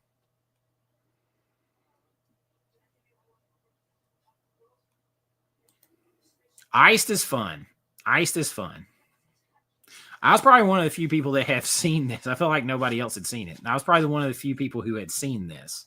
I think this is a cult horror film right here. We got one left to talk about too. Yeah, it's fun. People complain about the quality. I think it adds a little something to it because that's kind of how it looked when I watched on VHS. And considering they edited this on videotape to save money, this is probably the best they ever going to find of it.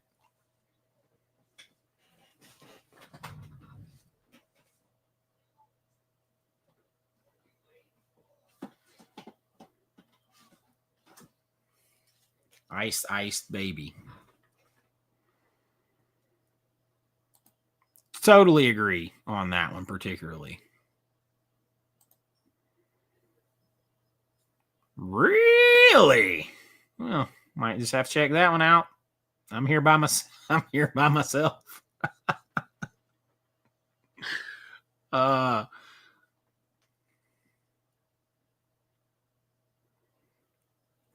All right, now maybe the hardest one to figure out.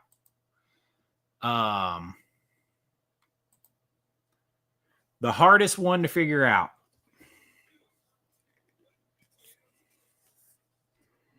Reanimator. I'm going to do a full review of this set probably. This a midnight movie or a cult classic, or is this one that is clearly both? Which one is this?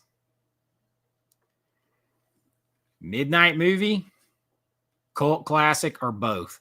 This is one, and I saved it for last on purpose. I think this is one that has the clearest case for both. I think this has the clearest case for both. Yeah, a lot of you agree with me. It's both. That's good because part of this too, I'm working out a couple of other lists. I'm working on a couple of other lists So I kind of wanted some feedback before I went into them. And I mean, I used to teach film. I didn't get to talk about like movies this racy because I taught in high school for the most part. So I didn't get to talk about such racy stuff. So this one I think is the one that I would make the case for both. Meredith.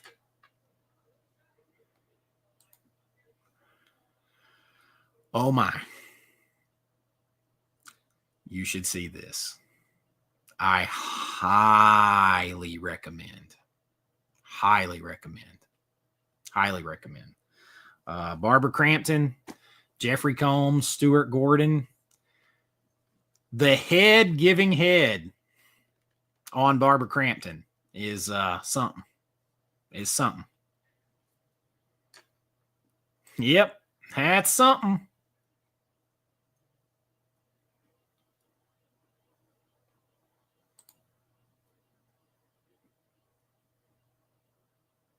You think Cemetery Man makes this look tame? See, I didn't really find Cemetery Man that like they show more in Reanimator than Cemetery Man. I mean, you see Barbara Crampton fully splayed out. I don't know. I don't know. I like Cemetery Man a lot though. I like them both, but I think this one's clearly one that can go into either. Very, very, very, very high contender for 4K of the year right here. Very high contender.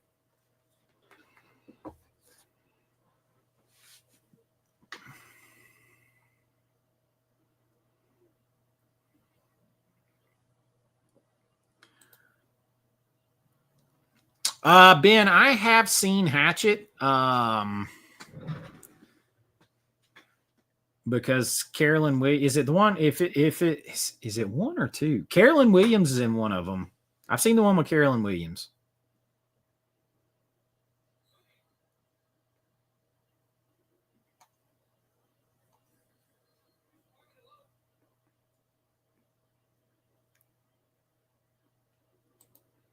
Well, thank you.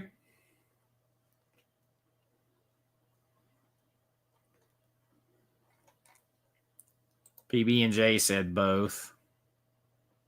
John Doe Juggalo said both. Becca said, what makes a horror movie too much or over the top for you? Well, okay, here's something I don't like. And you might find this a contrast because maybe my favorite horror movie of all time is 1990 It. So one thing that I don't dig on is horror movies that are all about like hurting children and hurting children in bad ways, specific ways, or especially no-nos. I don't do that. I won't hurt children in my movies. It, yes, he's after the children, but you see the power of the children to stand up and fight him. So it's very, very different. The children have the power to fight him. So that movie gives children the power. So that makes Exorcist very hard for me. So there's that makes movies a little too over the top, for horror movies a little too much for me. Just overly cartoon levels of gore. Like I'm not big into the Terrifier films because of that, particularly number 3. I'm not into that much. And I don't like cannibal movies. I do not like cannibal horror movies. Don't like them at all.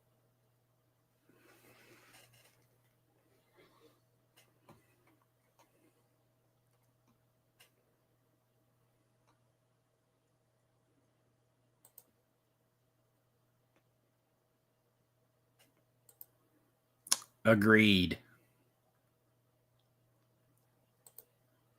No, see, I'm not a fan of movies like that either. Like the stuff like Silo and all that stuff. I got no interest in seeing that. Serbian film, all that. I don't want that in my head. Don't need to see it. that's done for shock value, to me, it has absolutely no artistic merit to it. It's made for nothing other than shock value. And that's it. That's why I don't like it.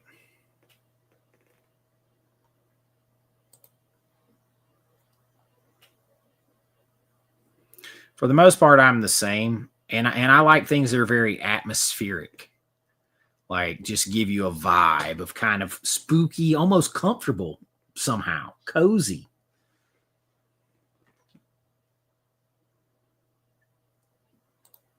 Yep, I don't like those either. I own the first Saw, and that's the only one I ever have seen, and I have not. I own it because I bought it to watch it many years ago on DVD. Didn't see it at the theater. I just never got rid of it. But I don't know. I can't tell you if I've ever watched it more than one time. Maybe twice. Yeah, not interested in that kind of stuff at all.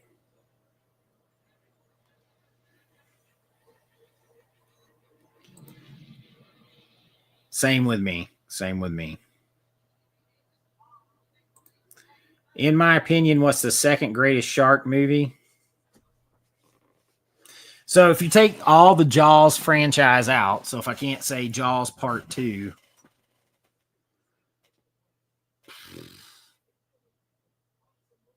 damn, are there even that many shark movies? I'd have to think about that for a minute.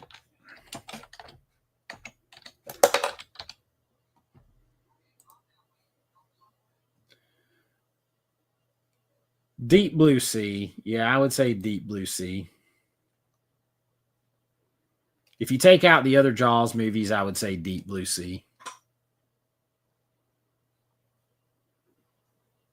I do like Orca, but that's not a shark.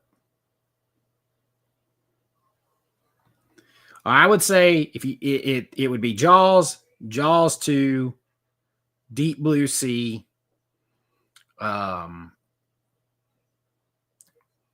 probably the Meg next. 47 meters down.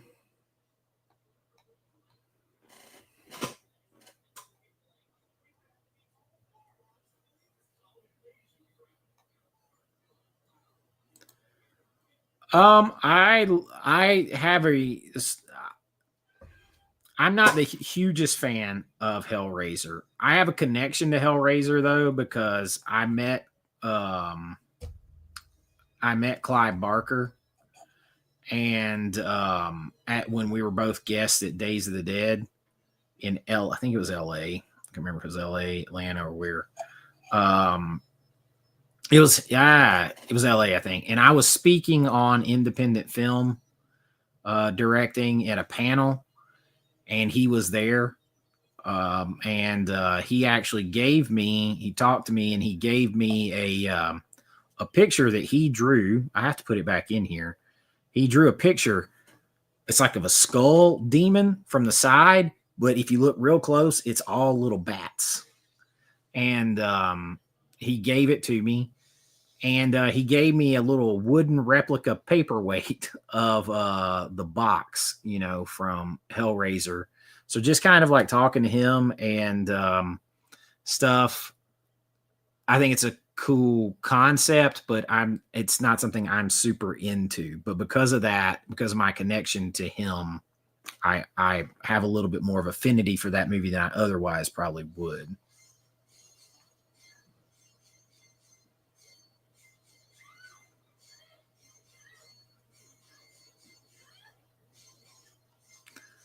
Killer Clowns. Orca's great. My dad loved Orca, plus Bo Derek's in it. I watched Murder Rock. It's right there behind me. I'm going to probably do a dual review sometime next week of Murder Rock and the Nesting or whatever.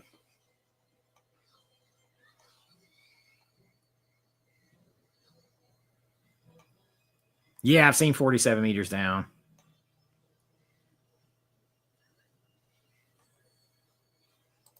The Life Aquatic with Steve Sassu, or however you say it. Like, well, there was the full weird title of that movie. I have not seen Ghost Shark. I would probably get it because just of who it is, right? So I'll get that to have it in the collection. But I heard it wasn't the greatest 4K. It'd be better than what I have, which is nothing. So.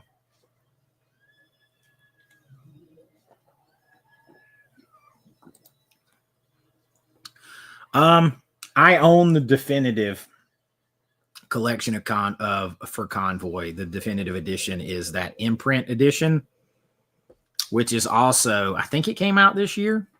I can't remember if it came out this year at the very end of last year. It came out this. If it came out this year, it is also a contender for 4K of the year. It's one of the best 4K restorations I've ever seen. And that whole package that I got with it, all the extra documentaries, all that new stuff they did, that's a definitive one. I think Kino's going to reuse that same scan. If they do, it's a great one. But if they use it and it doesn't have the DVR, or I mean not DVR, the Dolby Vision, it's very different. One version out there, like the Steelbook version from Imprint right now, only has HDR. It doesn't have Dolby Vision, and there's a difference.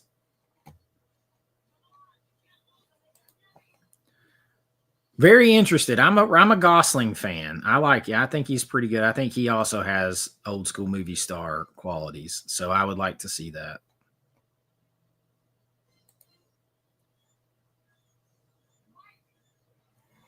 I'm a fan of Ghost Ship. If you watch Ghost Ship with the idea that the movie is all about the devil, and the devil trying to corrupt souls, which, I mean, obviously, but I think a lot of people forget that and they think it's more of a ghost story, and it isn't. To me anyway, it's all about the devil. I mean, they talk about it briefly. The guy is not a ghost. He's a demon, and he's sent there to try to corrupt and collect souls. And that brings it to a whole deeper level. Plus, I'm a big believer in, I'm all into like real ghost ships throughout history that I've studied, in maritime lore and stuff like that, and Bermuda Triangle stuff and all that kind of thing.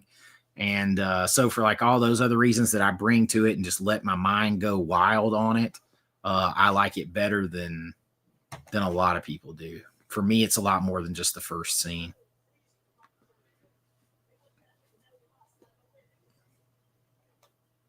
Sometimes I'll tell people stuff like that. I'll talk to them and say, watch it with this in mind. And I'm just going to say tomorrow's video, I'm going to talk about a couple movies like that in my video and try to give people a new perspective to go and rewatch a movie with. It doesn't mean I'm right. Doesn't mean that they're wrong. It's just go watch it with this perspective and see if it changes how you think about it. Maybe it doesn't at all. But maybe it'll give you something that you hadn't thought about.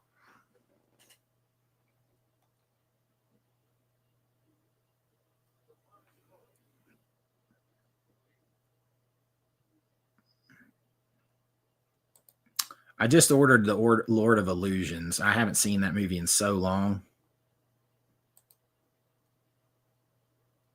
Religious horror. I am going to do both of those. I'm going to do both of those around. Keep in mind, I'm trying to, like, I thought about that this week. I'm like, I've got all these great ideas for horror content. I got to hold on to them and just sprinkle them, because from September 1st through Halloween, it's all horror here on this channel. So with the exception of physical media news that breaks. So, and this year I'll mix in my Vinegar Syndrome monthly stuff, but you're still talking about probably 50 horror related videos over the 2-month period. So I gotta save good content.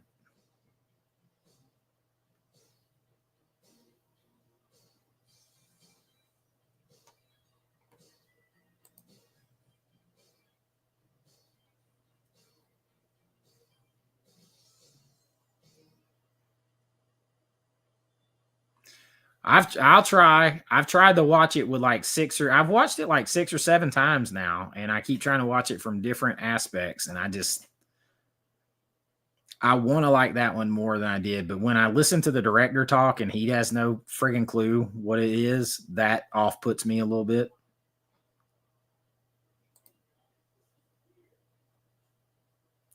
Do I dress up for Halloween? I didn't dress up any last year.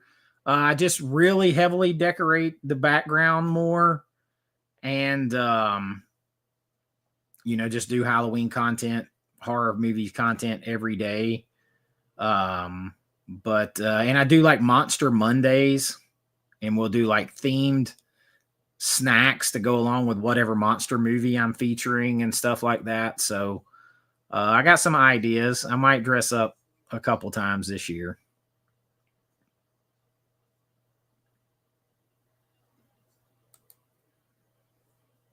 Hola. No problem, man. We're going to go a few more minutes.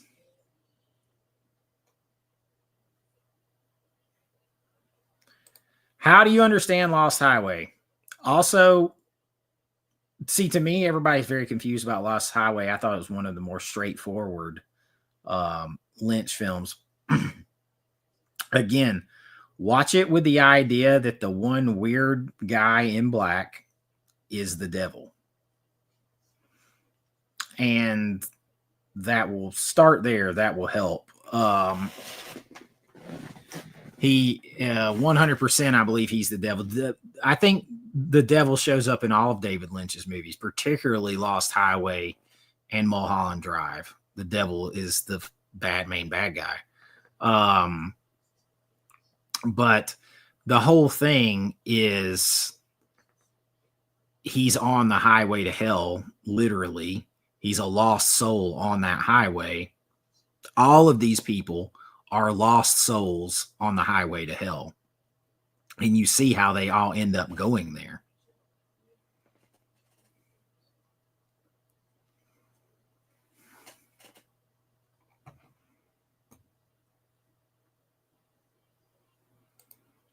High recommend Dead Birds. Tons of atmosphere.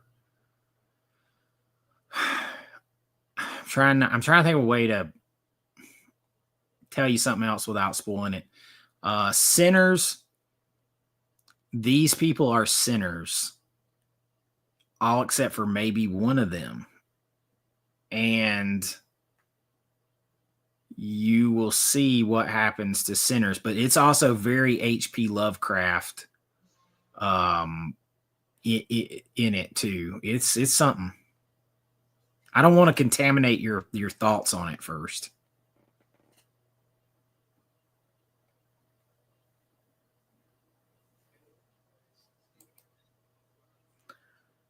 What was the worst horror made horror as far as filmmaking?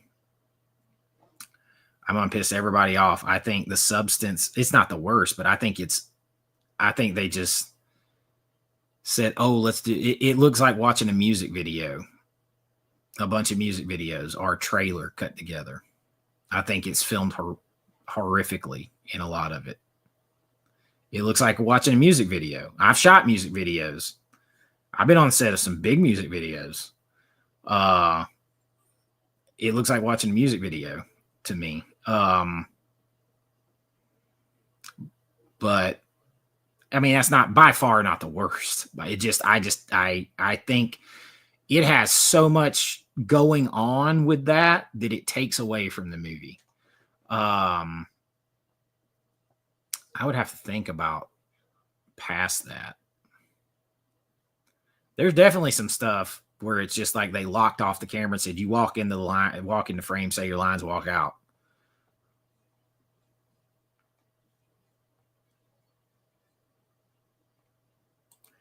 Yes, you have to be in the mood and the right mindset for Lynch.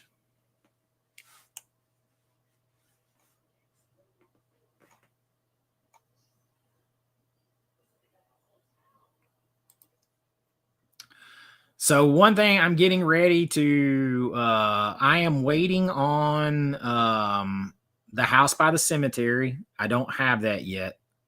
And I'm going to triple feature for The Beyond,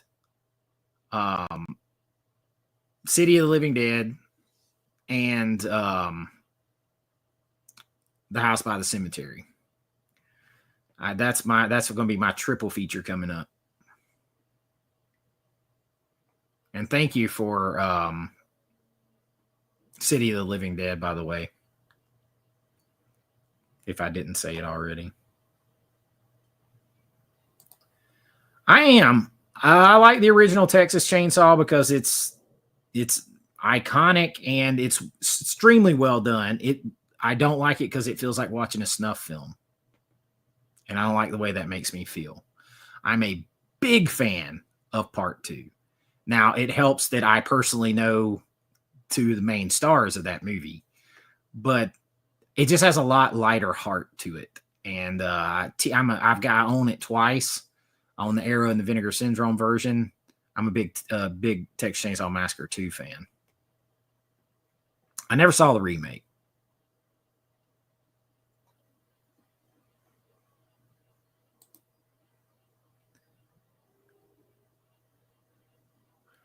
Which one did you shut off after 30 minutes? Did I miss it? Well, because I was just talking. Oh, The Substance? Yeah, I just didn't.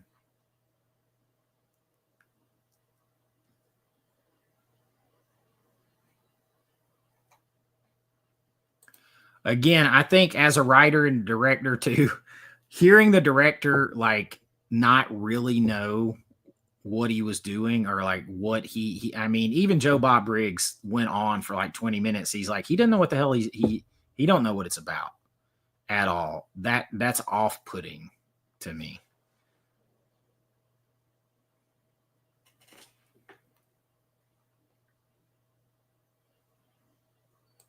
Oh, it's super scary. It's always scared me. It's very realistic. And that's what's scary. Scary to the point that in the movie The Burbs, when I was younger, and I love the movie The Burbs with Tom Hanks, I fast forwarded the part because they're watching it. It's like on the background of the TV in one point, and I didn't want that part of it.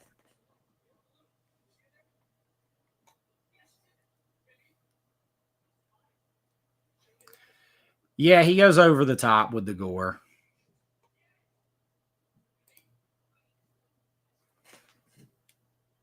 Oh, this is City of the Dead from 1960. Oh, okay. I had the other thing on my mind.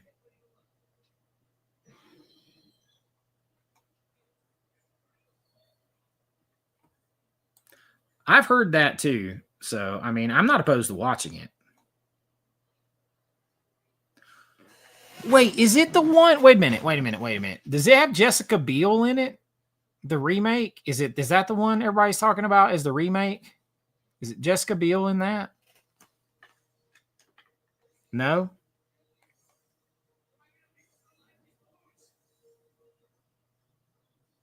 She is? I might have seen that then. I just don't really remember the whole thing.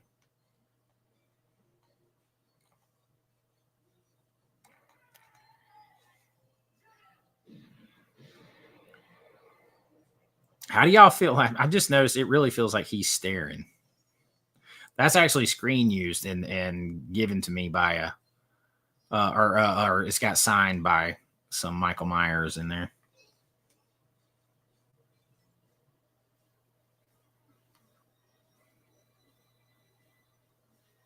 Oh, it's got Christopher Lee in it.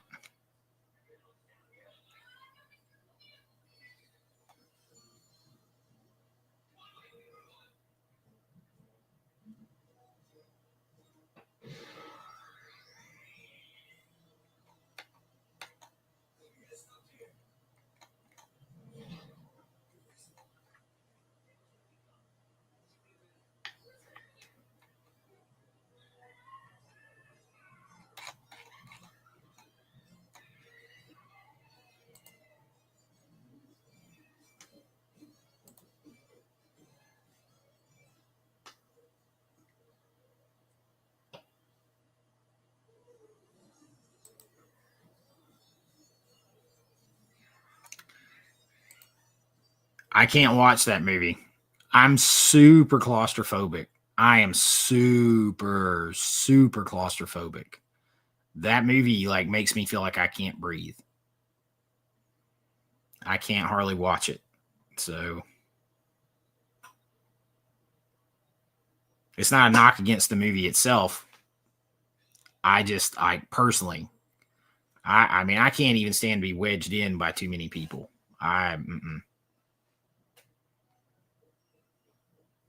We were stuck in traffic a few months ago on the way back from Florida on 285 in Georgia, and there's a tall median, and we were against the median in that lane, and we were in completely stopped traffic, all lanes, and we couldn't move. And there was a big truck on the other side of us and a big truck in front of us.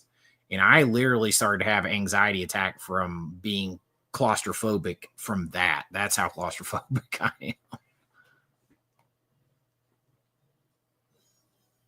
Which is weird because I played football all those years and wearing a helmet on my head didn't bother me at all. And usually that would mess up people that are very claustrophobic.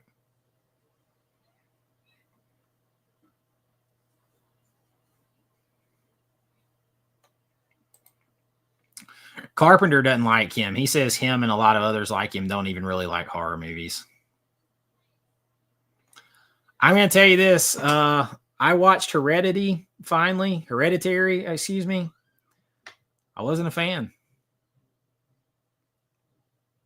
Wasn't a big fan of that one.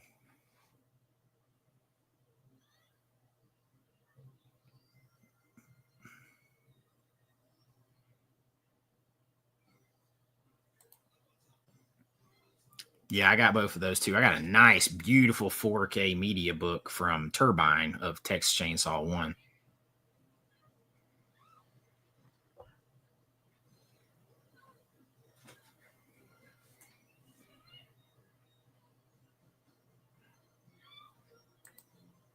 Yeah, I don't like stuff with Buried Alive. Freaks me out. Oh, I'm not saying it isn't scary in parts. I wasn't a... Again, with the kids too, it's just not for me.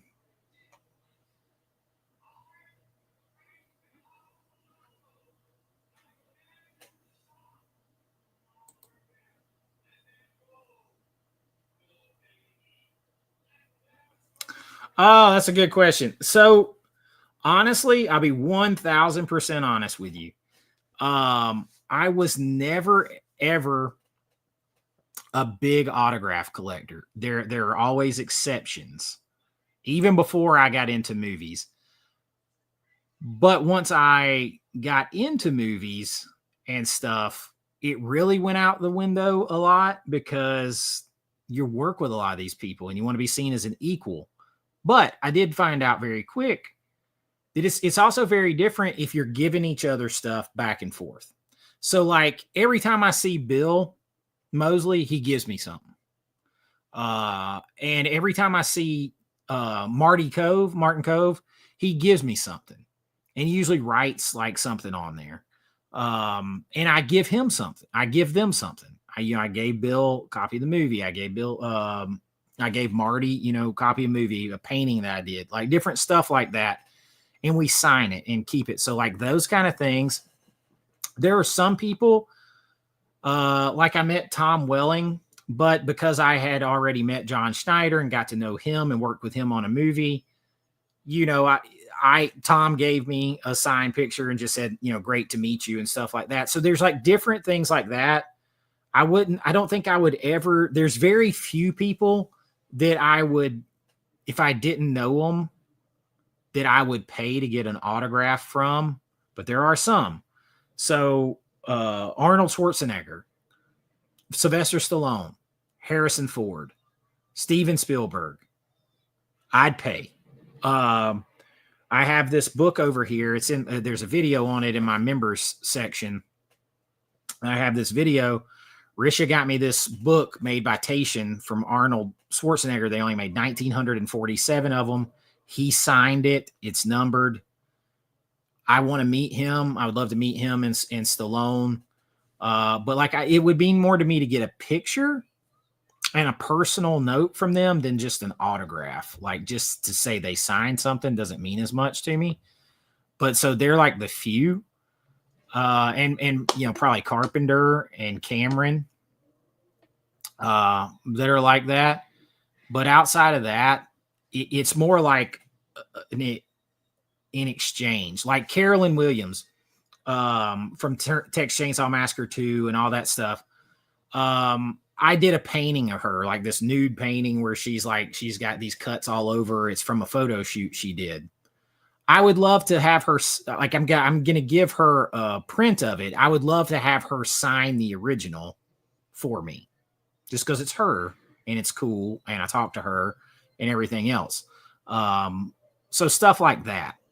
But like, just as far as like going to shows and meeting people, like, and standing in line and paying to see them and get autographed on stuff, no.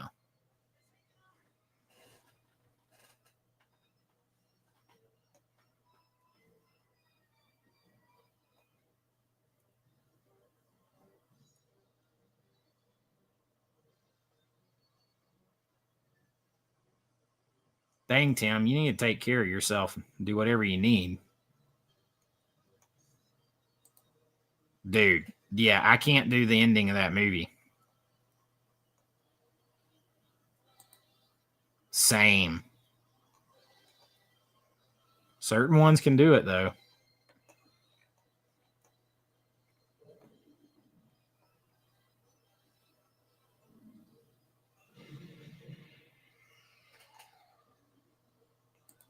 Yeah, no thanks to that.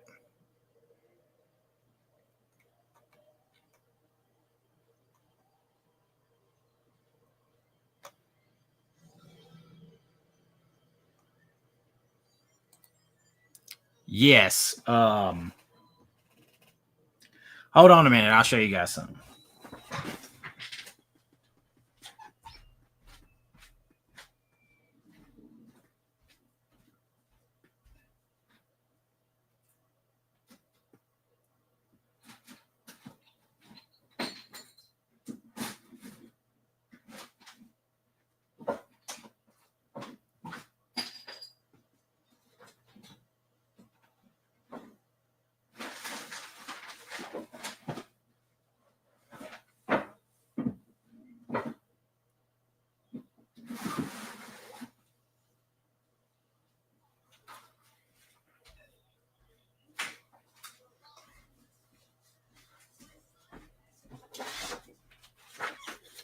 I have to be very careful. So this, I don't know if I can be able to do this or not.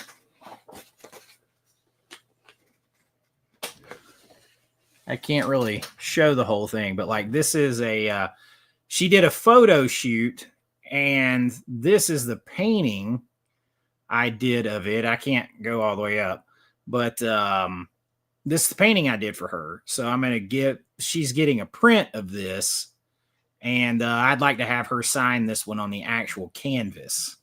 So it's pretty, it was, you can like actually go to her Instagram, I think, not her Instagram, but her Twitter and see the actual thing. But yeah, it's pretty twisted.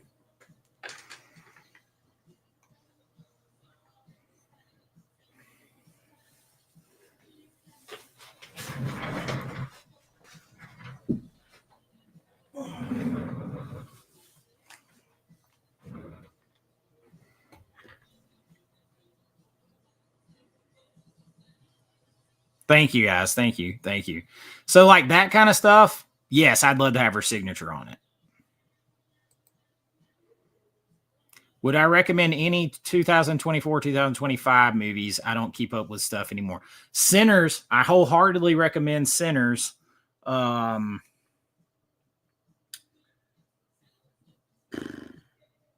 and my son enjoyed Werewolves. If you just like a good werewolf kind of action movie. Werewolves, kind of like The Purge, but with werewolves. But I would definitely recommend those two. Sinners is a high recommend. I'm trying to think. I didn't see a whole lot of new stuff either. I mean, Deadpool and Wolverine, that was last year. We enjoyed the hell out of that. It was just a ridiculous good time. I don't think I've even bought anything else new like that.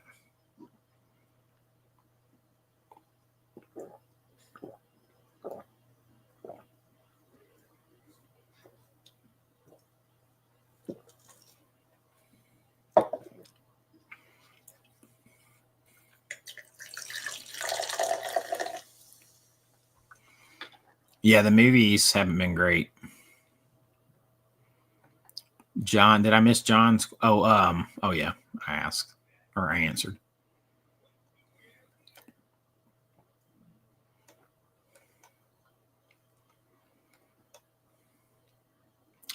Yeah, Sinners is a high recommend. Can't go wrong with that. It's 1:20. We're about to get out of here. I'm out of gas on this late night. And I got to get up because I got to finish the edit on the video that comes out tomorrow afternoon. Because the last thing that I can afford to do right now is to slack off on videos, or YouTube will definitely put me out of business. They can literally kill a channel. That complaint could, I got to try to survive that. So weird, man. I'm sure it'll ebb and flow. But thank you all so much for being here. This has been fun. I cannot believe there's still 80 of us in here this late.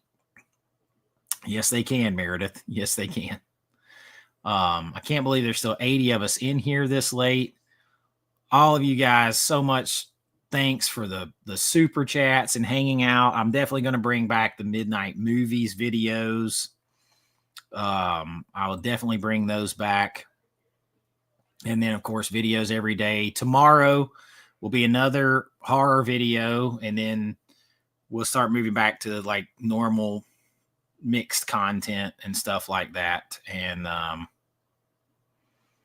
really appreciate everything. You guys make sure you check out the videos, spread the word, all that kind of stuff. And I've had a blast. This was fun. I don't, probably won't do these late night ones very often, because if I do the late night thing, the video itself will be up and all that. But we'll do another live stream this week, and getting used to the StreamYard thing. Hopefully you guys like it. It's getting used to it and everything. And as Indy would say, it's not the years, it's the mileage. That's how I feel all the time. But good night, you all. And thank you all so much for being here. You know the drill. Be kind, rewind like always. This is Chase with AV Pop Culture. And I'll see you real soon. Bye-bye. Good night, Meredith. Good night, everybody. Bye-bye.